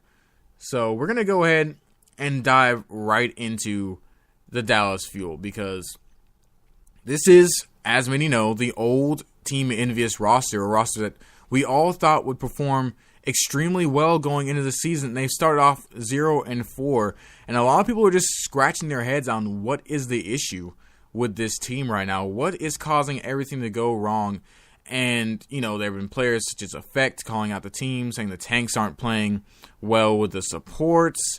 Siegel did some interviews where he gave his input on what he thought was wrong with the team. And even Houston Outlaws Muma talking about what he thinks is the issue with the team. And I lean more toward Muma's thought process, which is Dallas Fuel, they just have too many damn substitutes, and they don't know how to use them right. I think that's the big issue here, is a lot of the teams that you're seeing do well right now in Overwatch League, not only do they have great talent on a team and some good team communication, which you'd expect from Envious being a previous team before Overwatch League, I think they just don't know how to properly use their substitutes. They're using them too much. And Muma said something that was very telling. He said, you already had a team with great synergy and good teamwork because they used to be Envious. Just use that roster more. Use the main Envious roster more. Let them play together. Let them do what they need to do. And then sub out teams. Use them as specialists when sub out players. I mean, use them as specialists when appropriate. You know, like the Gladiators. You know how they'll use. Lord, I can't remember his name. I can't remember his name for the life of me. I'm about to look it up right now. This is why you always should have a team and player database handy, everybody. I believe hydration, and I love using LA Gliders as an example, although a lot of teams do effectively use their substitutes or specialists, and I'll talk about that whole thing in a minute. But anyways, a lot of teams use their substitutes extremely well, but you know, they'll use hydration and Surefour and Bishu, you know, in certain, you know, whatever map is appropriate. You know, they're not really subs. It's more like, okay, this map works more to Asher's strengths, so we're gonna put in Asher and Big Goose instead of, or we're gonna put in Asher instead of Surefour, or we're gonna put in Asher and hydration instead of Big Goose and Bishu, or what have you. You know, and a lot of teams do this, and I think the Dallas Fuel are just doing it too much. Let your main roster play together. They're the ones that have the proven track record, and stop using subs so much to try and gain advantages, and you'll win more matches. And that was one of the bigger issues against Houston. The Houston Outlaws was in that match. They just kept, it seemed like every single game there was a different player that wasn't a part of the main Envious squad that was in there. And yes, you can say, yeah, well, that's what they're doing, is they're trying to use them as specialists in the right situation. But obviously, it's not working out when you do this whole, we're going to use a different set of players every single map. So, I mean, I'm no expert of Overwatch. You know, I listen to the analysts just like you guys do. But when I have a player from another team telling me this, and I'm 0-4, I am definitely more inclined to listen to that other player, even if he is a rival of my squad. Speaking of rivalry, this one went a little bit too far, though, when XQC, Felix Lingiel, full name, you know, known as XQC the Most, went on a rant on his stream. And not really a rant. I believe it was probably fueled by, you know, obviously in a heated rivalry like this one was bound to be, people go back and forth and talk trash. Players talk trash, a little bit of healthy trash. And Muma talked a little bit of trash about his counterparts. And in that response, XQC said what many consider is a homophobic slur, and was therefore given a suspension from the Overwatch League and then subsequently from his team, and then fined $2,000. Now, the equivalent of what he said is SMD. We all know what that means, but it had even more prevalence because Muma is a player who is a openly homosexual player in the Overwatch scene. He is open about it, you know, openly gay, and it's 2018. We all accept this. It's all cool. And one of the results of this is, although it obviously was not meant in that sort of fashion to be homophobic, it was taken that way because of the circumstances, and it became a whole big controversy. And a lot of people are trying to figure out if the punishment from Overwatch League and from the Dallas Fuel fit the crime. You had a lot of naysayers saying, no, it should have been more than just a suspension for Stage 1. Some people were saying that he should have been kicked off the team, banned from Overwatch League. And to that, I think y'all need to calm down. You know, Monte Cristo said it most aptly on Twitter when he said that this is his first experience in a spotlight this big, and some of the things he said before, he will learn not to say them. Hopefully this suspension and the Dallas Fuel committing to helping him become a better person while he is suspended will change that. But I agree with Monty. I think calling for a kid's career and his job is a little bit much. He's not a Harry Weinstein. He's not a Kevin Spacey. And for those of you that say 20 is old enough, you know, I'm 22 and I remember doing stupid stuff. Like, I'm just now considering myself being in the grown man category. You know, I was 20 saying stupid crap and doing stupid things just like he was. The only difference is I don't have a camera shoved in my face and I'm not an Overwatch League player.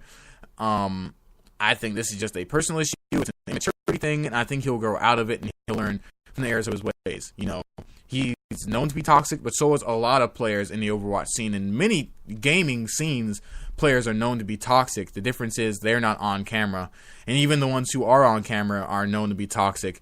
They don't get punished by it. It's just because he's on an official team, and I think the Dallas Fuel are handling it the way they should be. I expect something like a 2 or 3 week suspension. But a full stage suspension, I think, is still appropriate. Stop calling for this kid's job. He's just a kid. If it happens again, then we can revisit the issue of maybe he needs to be banned from Overwatch League or at least kicked from the Dallas Fuel team. But until then, I think we all just need to cool our jets and chill out. And this conversation expanded to a broader sense of toxicity in Overwatch League, and is there going to be an issue? An article is written about, you know, how to curb the issue before it starts, and I don't think it will be. I don't think any of these players on a lot of these teams are known for toxicity beyond XQC. You know, there will obviously be some trash talk. I mean, it's always good to have some healthy trash talk because it keeps your community engaged. It keeps fans engaged with the players, and to some extent, it keeps players engaged. You see it in Counter-Strike. You're starting to see it more in League of Legends as far as North America and Europe.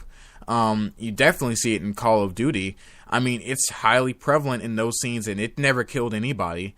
I mean, I think the way he used his words wrong? Yes.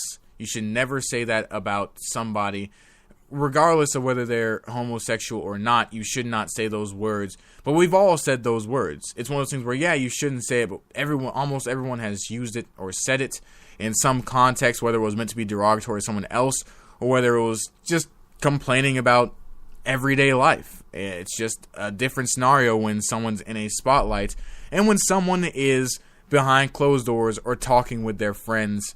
So I think he just needs to choose his words better moving forward, especially when you're on stream and you have a large community. And I think that can be the end of the discussion. Dallas Fuel will handle it. And I don't think it'll be any more prevalent in the rest of Overwatch League. A lot of these guys are nice dudes.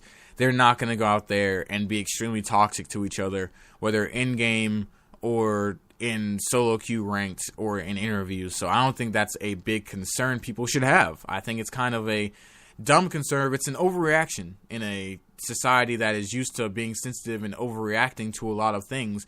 It's just another triggered overreaction to the whole scenario of the XQC controversy. We're going to move on because I want to talk about which division is more competitive. This is something I thought about while watching. I was like, you know, a lot of these teams are stepping up more than people would think they would, you know. But in the grand scheme of things, which teams have a harder go of it than their counterparts? The Pacific or the Atlantic Division, and that can also play into, you know, standings and seeding and, you know, a team. It's almost that conversation of, oh, well, maybe if the Shanghai Dragons were in the Atlantic Division, maybe they get some wins versus the Pacific region or division.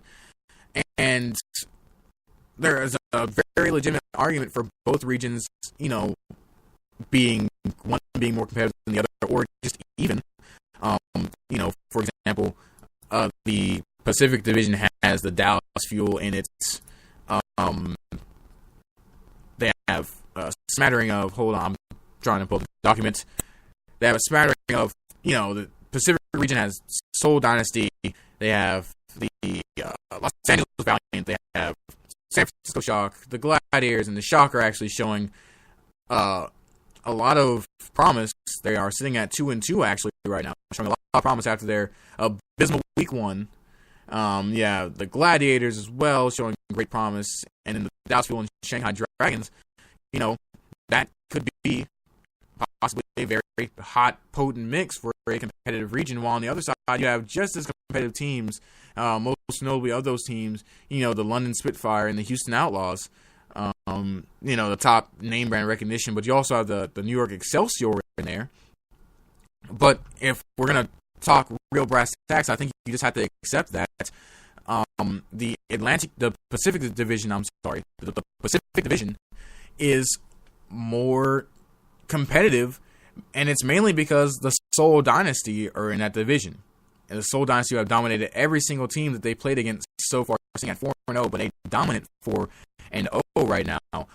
Their division is more competitive just from them existing in it. I think if Seoul Dynasty was in the Atlantic Division, you would say the Atlantic Division was the most competitive, just because they are in it with the Excelsior, Spitfire, and the Outlaws, but that's just not the way the cookie crumbles, So it's sort of just the way it has to be.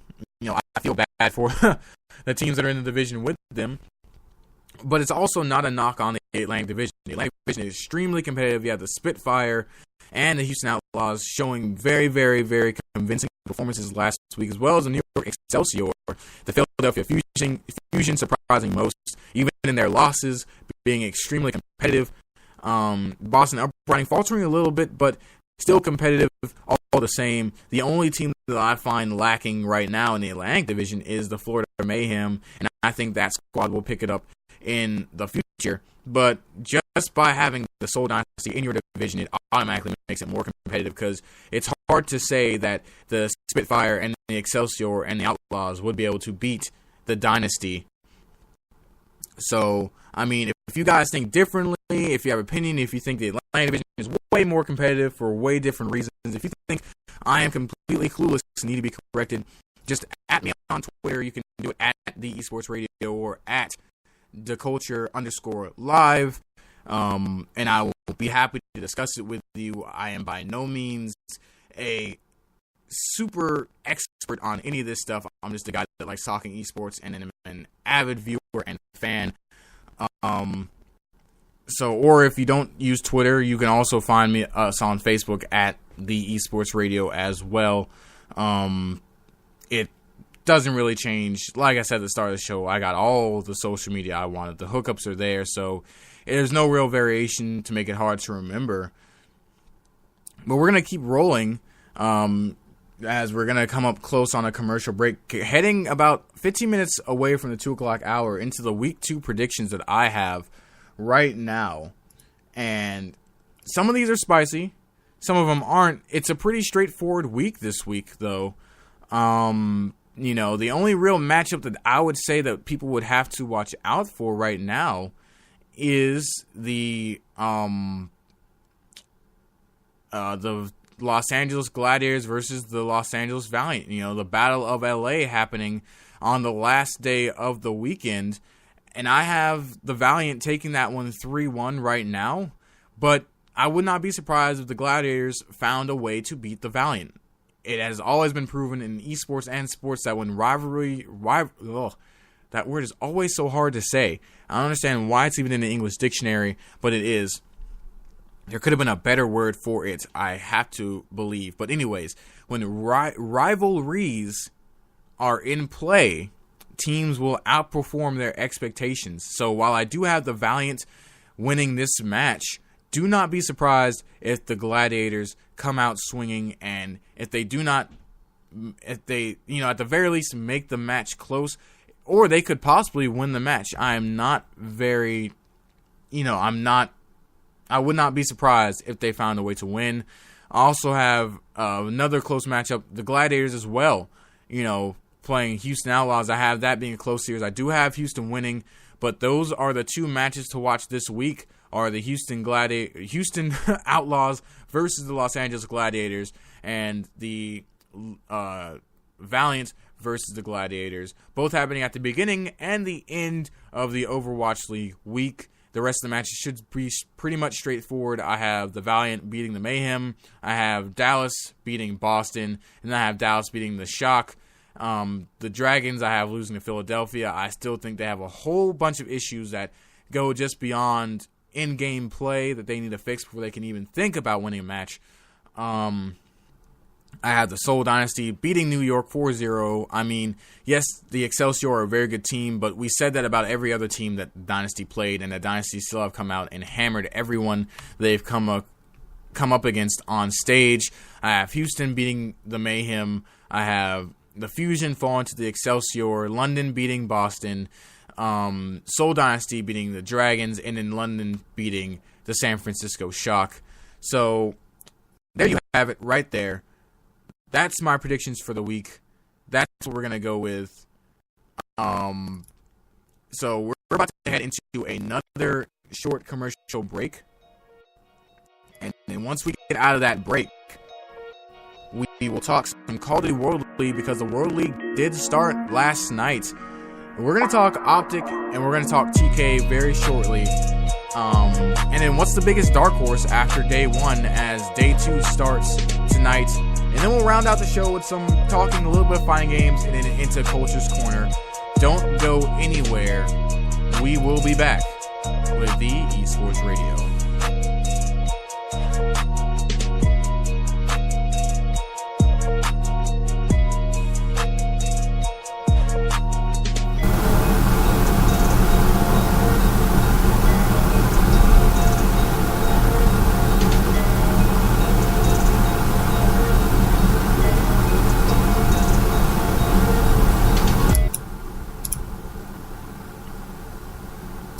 Glad you liked it, Harry. You know, you're a darn good-looking fellow.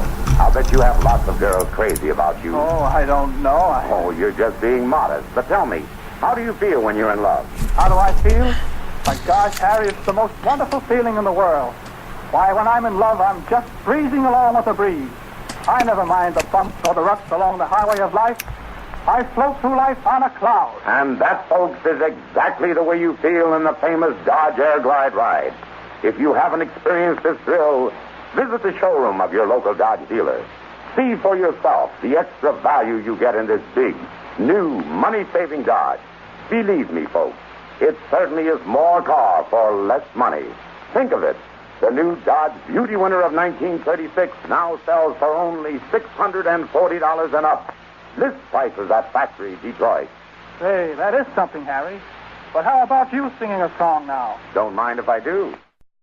Mr. Clean gets rid of dirt and grime and grease in just a minute. Mr. Clean will clean your whole house and everything that's in it. Floors, doors, walls, halls, white sidewall tires, and old golf balls. Sinks, stoves, bathtubs he'll do. He'll even help clean laundry too. Mr. Clean gets rid of dirt and grime and grease in just a minute. Mr. Clean will clean your whole house and everything that's in it. Can he clean a kitchen sink? Quicker than a wink. Can he clean a window sash? Faster than a flash. Can he clean a dirty mirror? He'll make it bright and clear. Can he clean a diamond ring? Mr. Clean cleans anything. Mr. Clean gets rid of dirt and grime and grease in just a minute. Mr. Clean will clean your whole house and everything that's in it. Mr. Clean, Mr. Clean, Mr. Clean.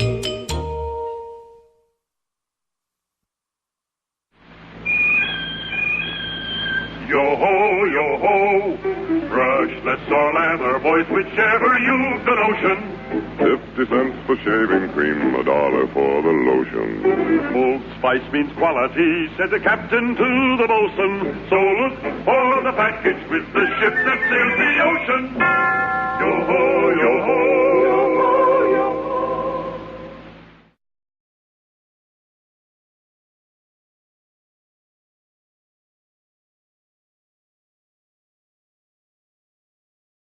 Even if you brush in a rush, Brist Fluoride Toothpaste starts instant action against tooth decay. Brist, B-R-I-S-K, Brist. When you are late and in a rush to clean your teeth, do you really brush or do you just brush in a rush? Crisp cups protect you from decay, start instant action right away. Even if you brush in a rush, Crisp Fluoride Toothpaste. You should brush your teeth thoroughly, but when you have to, brush in a rush. Brist Fluoride Toothpaste starts instant action against tooth decay. Helps strengthen tooth enamel on contact. Instantly destroys most bacteria that cause mouth odor and decay. Even if you brush in a rush, crisp fluoride toothpaste.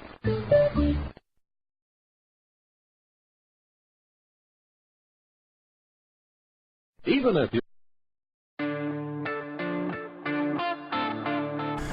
Aha! Almost got you with another commercial, but nope. It is not commercial time. It is time to get back to the show. The Esports Radio at Spreaker.com/The Esports Radio. We're going to keep moving forward as we're about 10 minutes from the 2 o'clock hour. Moving pretty fast in this show today.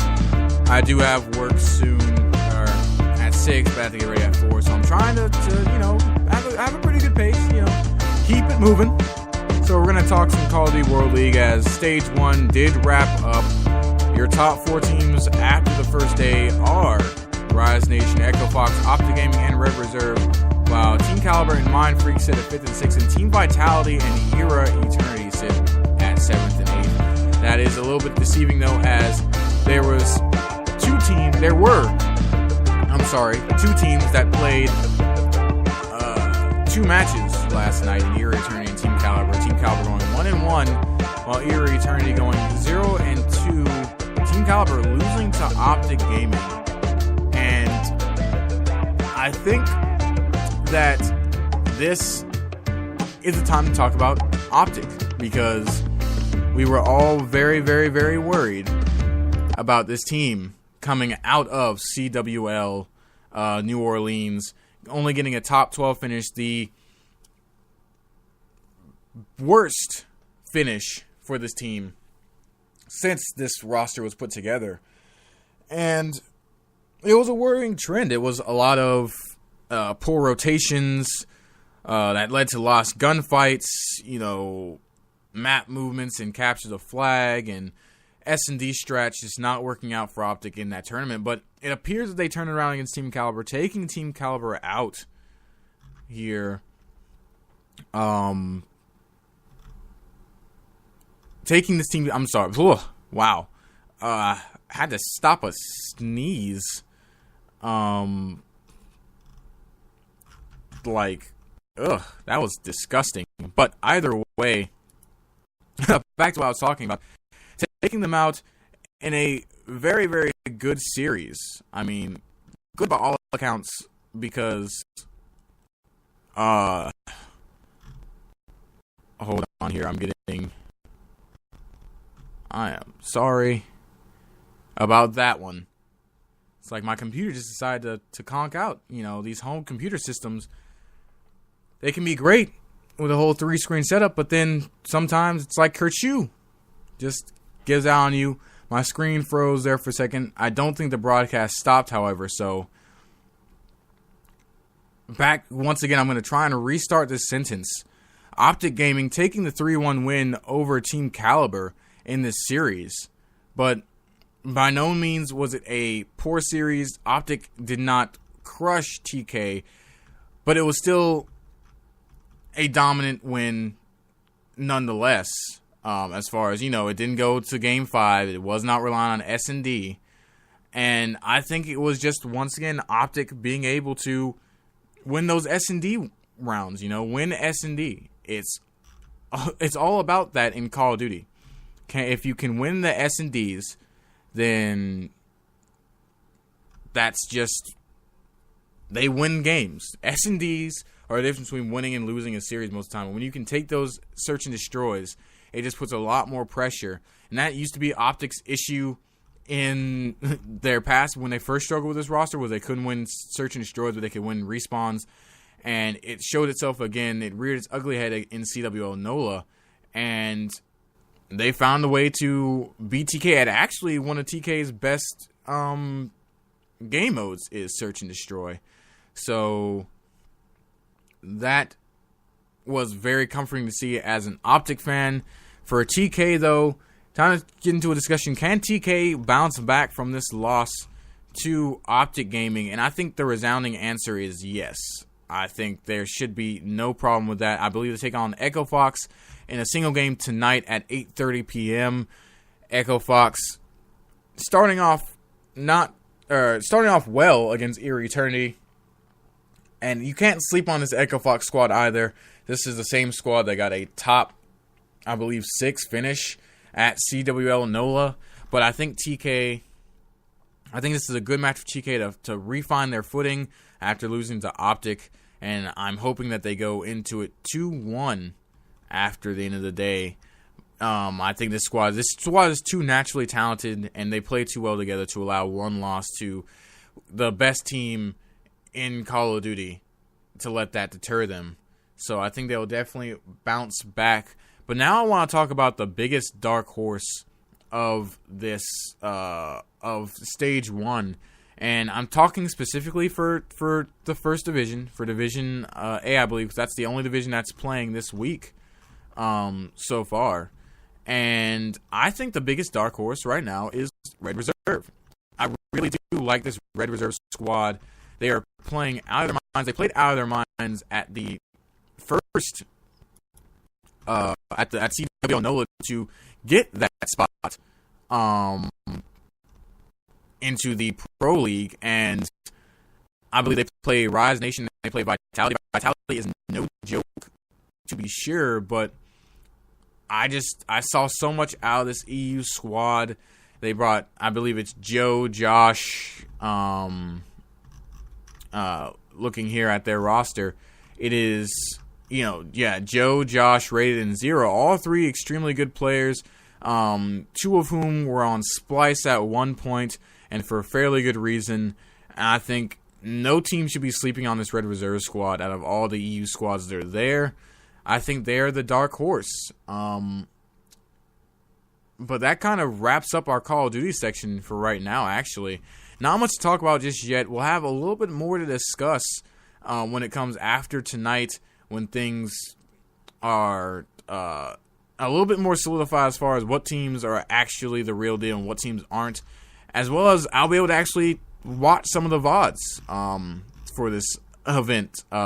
It was a hard time finding the VODs of the matches until I finally found a way to find out that they were on MLG's main site, but not in any particular order. And then, by the time I found that, it was basically showtime. So we'll have more to talk about there. But I don't think we need a commercial break. We can move right into fighting games. We can talk Genesis because, as we said earlier, Plup cementing himself as in the higher echelon of Smash Gods in the recent Genesis 5 competition, beating Hungrybox. But that's not what we're going to talk about. I think what we need to talk about here is there is an article that came out talking about the Genesis attendance. Attendance at the actual competition and how it dipped. As far as not viewership attendance, if you watch the match, you could obviously see the entire theater was packed with people, spectators. I believe the stream did hit 5 figures, or as far as viewership on Twitch, but competitor attendance did dip. The pool last year was a lot bigger.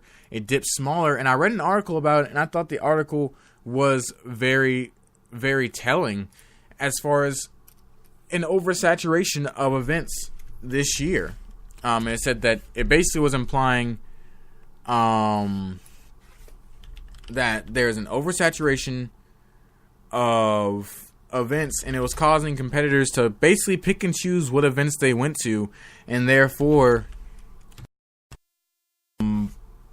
they just didn't have to go to every single thing that was, readily available, unlike in the past where it was, you kind of had to get it where you could fit it, because otherwise there are so very few tournaments available. And like just looking at on eventhubs.com for fighting games, 2 days away is Evo Japan 2018. 9 days away, Dragon Ball FighterZ tournament to, open up the Dragon Ball FighterZ game as, and Bixby knows. And then 10 days after that, there's Body Count Fighting 4.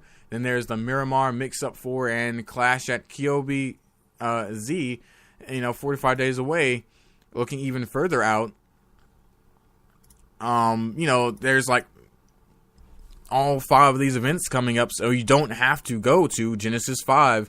And something for those of you that don't follow the fighting game scene is there are certain players in the fighting game scene that will play multiple fighting games. I think the biggest example of this is Sonic Fox, how he will bounce between several different fighting games, and that's how you stay relevant in the fighting game community. You can't just focus on one single game, because as individual games, they don't have a lot of events, but all compiled together, there are a lot of events going on this year, and I guess, the athletes in the fighting game community don't feel as if they need to be a part of every single event, and more credit to them. Sometimes you need more time to take breaks and take time off, practice, and get ready for a bigger event instead of going to a seemingly smaller event, even though I would not call Genesis a small event.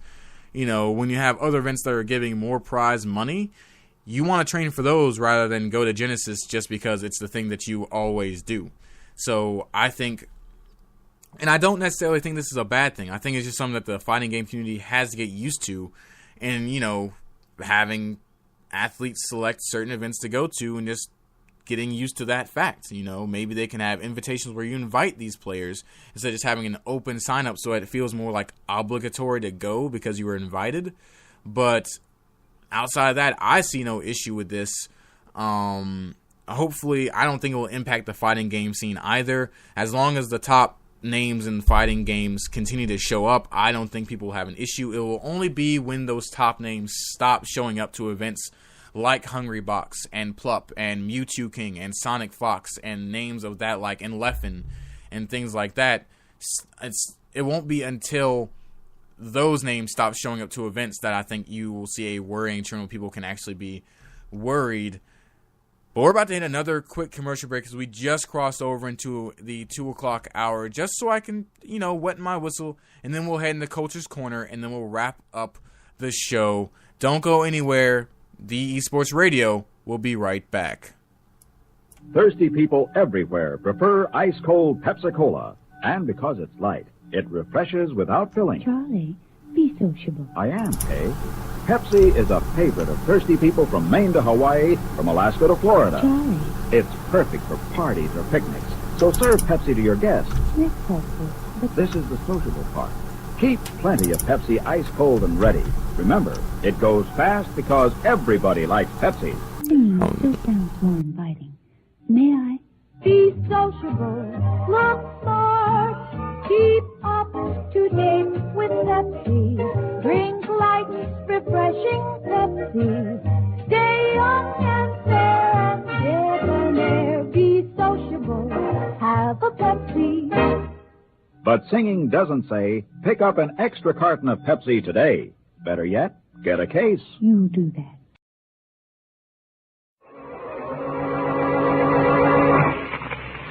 Dr. Weird's mystery will be continued shortly. Say, by the way, Doctor, is mystery your sole pleasure? Young man, what could be more pleasant than mystery? Well, music, for instance. That's music, why, of course. Have you ever heard my clanking of chains? Doctor, I'm afraid you've got me wrong. I mean the kind of music men hum or whistle when they feel on top of the world. And, gentlemen, one of the many things that give you that tip-top feeling is the pleasure of being well-dressed.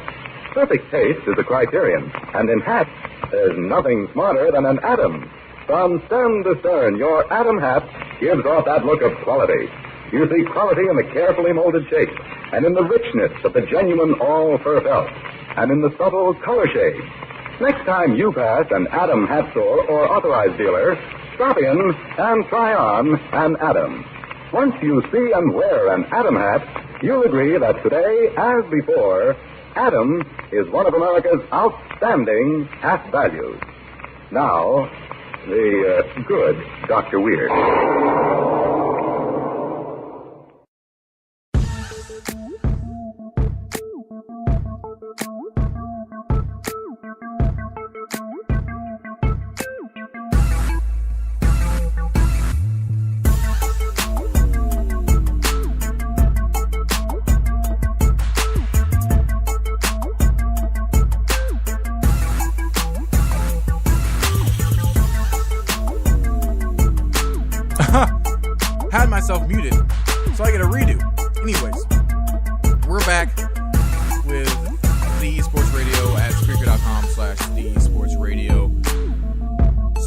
the back end of our show here.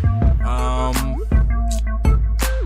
mean, it's been a pretty good one today, I want to say. Not as good as I want it to be.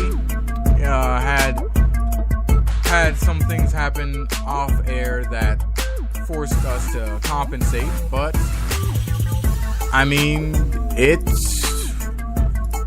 worked out. I want to say it worked out. I feel like it worked out at least well enough. Next week we'll come back stronger than ever, but we're gonna go ahead and hop into Culture's Corner. Let's see what we have banging in my corner today. So first thing I want to talk about is the Shanghai Dragons. And no, it's not because of their bad performance. I want to talk about all the crap that their staff and coach are getting from the Overwatch League community because of some stupid things that the broadcaster said, trying to over-exaggerate and be entertaining, which is the worst mistake you can make as a broadcaster, which is to try to be entertaining. The way you make a show, it should be entertaining without having the need to try extremely hard to make it that way. And we saw this happen in the LCS with, all the Bjergsen hate. And this one was pointed at the Shanghai Dragons because the broadcasters during their games were talking about the Dragons' practice and scrim schedule, and they over-exaggerated, said they practiced 9 to 12 hours a day, not understanding that because these guys are perceived to be the most in tune as far as, connected with the behind the scenes of the Overwatch League people in the scene, that their words will be taken seriously. And then people were calling for the Shanghai Dragons to be investigated for, overworking their players, not allowing them to have a life outside the game, even so far as to say, the players are being abused and the coach was being abusive to the players and berating them in scrims and whatnot.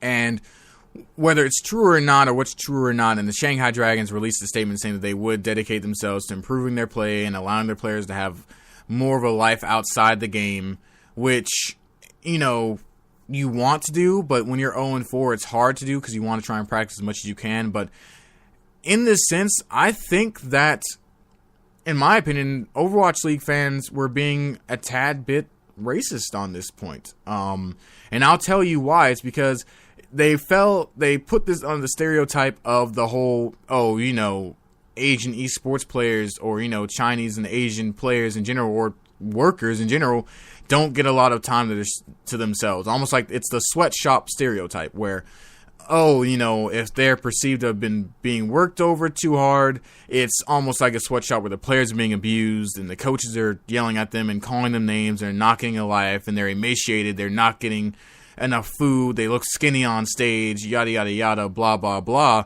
And I'm like, how wrong and stupid could you be? I'm pretty sure that the Overwatch League has checks and balances in place to make sure that if a player has to file a complaint, or at least teams have to check in to make sure that players are not being abused. And I just think it's subtly racist that fans would automatically just assume that the casters were not exaggerating, and indeed this is the case, that the Dragons organization and staff is overworking these players. Now, they could be practicing too hard. Yes, their practice regimen might be a little bit tough, but when you're 0-4, it's going to be tough. It has to be tough because you had to figure out what the hell is going on, what's going wrong. Now, does that excuse not allowing them to, go out and work out and have fun? Sure, it does not. Not at all. But at the same time, if these players really do want to be the best and want to get out of this slump, I doubt that they're sitting there trying to think, should I be practicing Overwatch right now? Or should I be going out to Steak and Shake, or they don't have Steak, they have In-N-Out Burger out in California. Should I be going out to In-N-Out Burger with friends to, hang out or whatever? Going to the gym, if it's part of your daily routine, trying to stay healthy, that's great. You do that. It might be part of your daily routine to, clear your head, get ready for the day. But as far as saying, hey, this is, I want to go out with my friends instead of practicing, I think that shows that the players aren't very committed to the team. And then that would be, I look at the players like, hey, man, why are you out trying to go out to Steak and Shake when your team is 0-4 and you look abysmal. It's not like a close 0-4 where, dag nabbit, they're just so close to winning. It was just this unfortunate move. A great play by, the opposing members' DPS just shut them down, and it was an unfortunate loss, but they look really good. No, this team looks awful. This Chinese squad looks god-awful. What is wrong with them? Why can't they get this thing right? And if that's how you're being looked at, then yes, you need to be putting in the time nonstop, whether it's your own personal time or on team time, to get this right. So I think fans need to stop overreacting. It just shows how people play off stereotypes in their subconscious, so much so that it affects how they go after an organization for how they treat their players. And until I see some hard evidence from like an investigation saying, yes, the coach of Shanghai Dragons was abusing his players, yes, they were not being fed, they were not allowed to even go to the gym to work out or whatever, then maybe I'll change my tune. But until then, y'all just need to calm down, cool your jets, stop getting so easily triggered, and move on with your life. Moving on to the next topic in my corner, we're going to talk a feel-good story. We're going to round this out with a whole bunch of feel-good stories.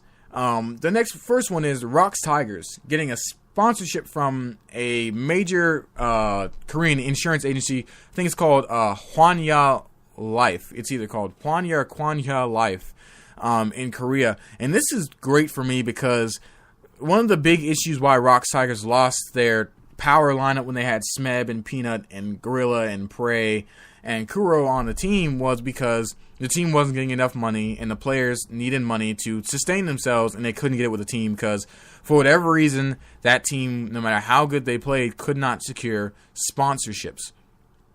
So it always feels good to me to see this small organization, because Rox Tigers is not that big of an organization.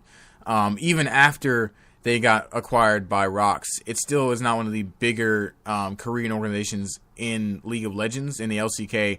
To see them finally get that big major sponsorship is just a feel-good story because they've been around, they've gone through it, they're starting to somewhat climb back up. Their team looks a lot better than it did last year.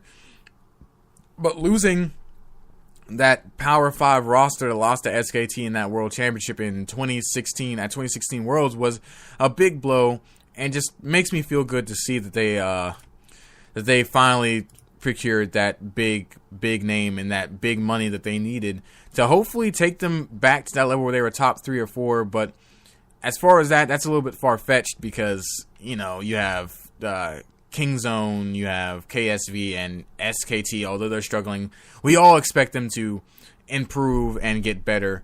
So it's going to be a tough task to reclaim that former glory, but it's still a feel-good story. Moving on to another feel-good story, MVP, another LCK team, has dedicated themselves to donating $10,000 in Korean currency, which, if I look up how much that is in US dollars, give me 1 minute. That is not that much in US dollars. But either way, they have dedicated themselves to donating $10,000 in Korean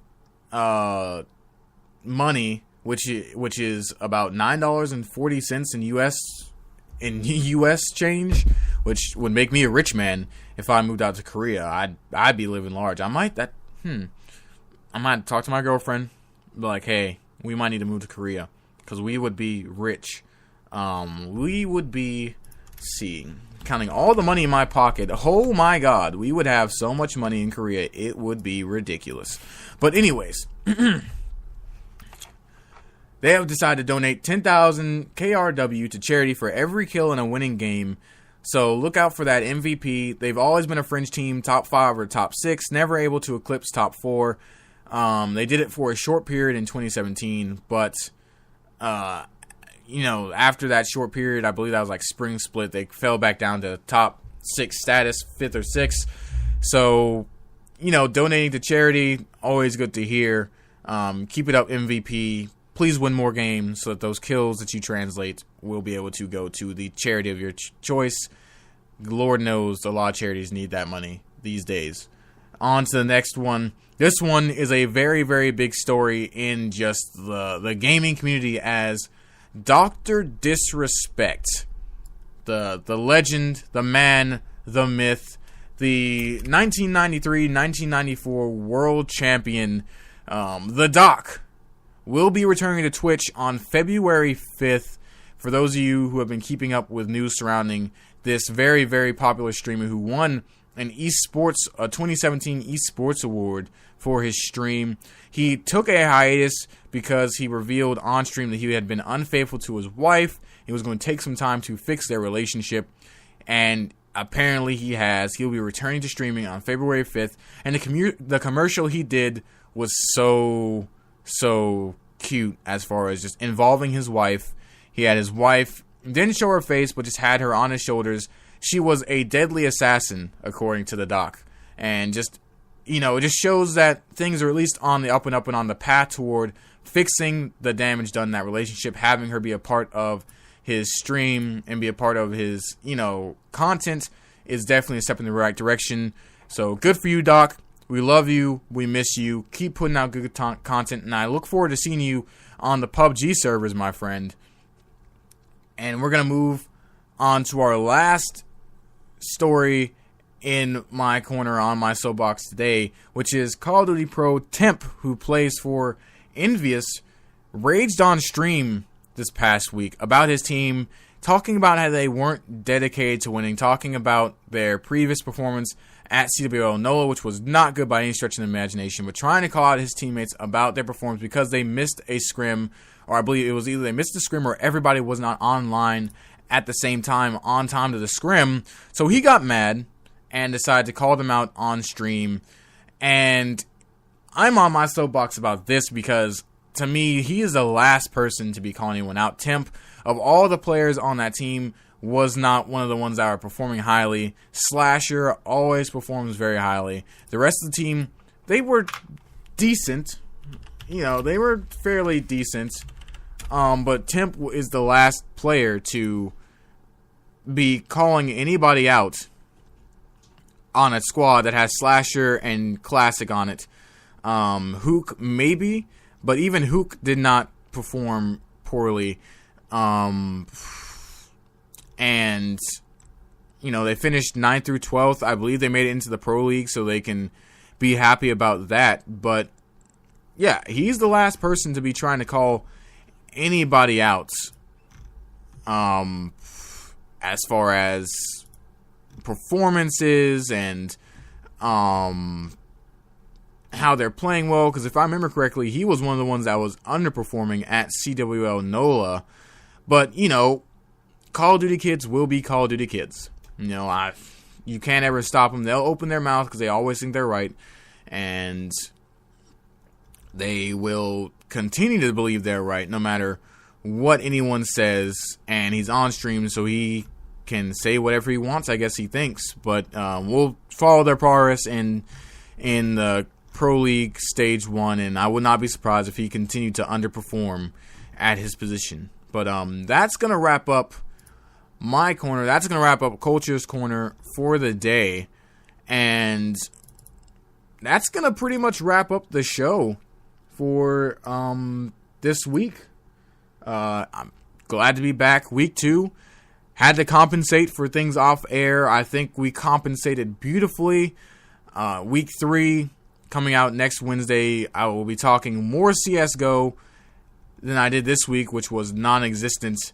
Talking more CSGO, following all the leagues, obviously, and just seeing what news develops. Thank you for tuning in, everybody out there. If you like the show, tell your friends. We are on Twitter at The Esports Radio. Also on Patreon, / The Esports Radio. Instagram / The Esports Radio. Facebook / The Esports Radio. And Snapchat, I will have a snap code on. The snap code's already on the official Twitter page, I believe, but I have it on my personal. If you want to follow me on my personal Twitter, it is at theculture_live. I love talking with you guys. I love talking esports at all times and any times. I don't care if you think my views are controversial. I will hash it out with you. I am stubborn as a mule, and I will stand by that. But if you like the show, tell your friends. If you don't, bah humbug. See you guys next week.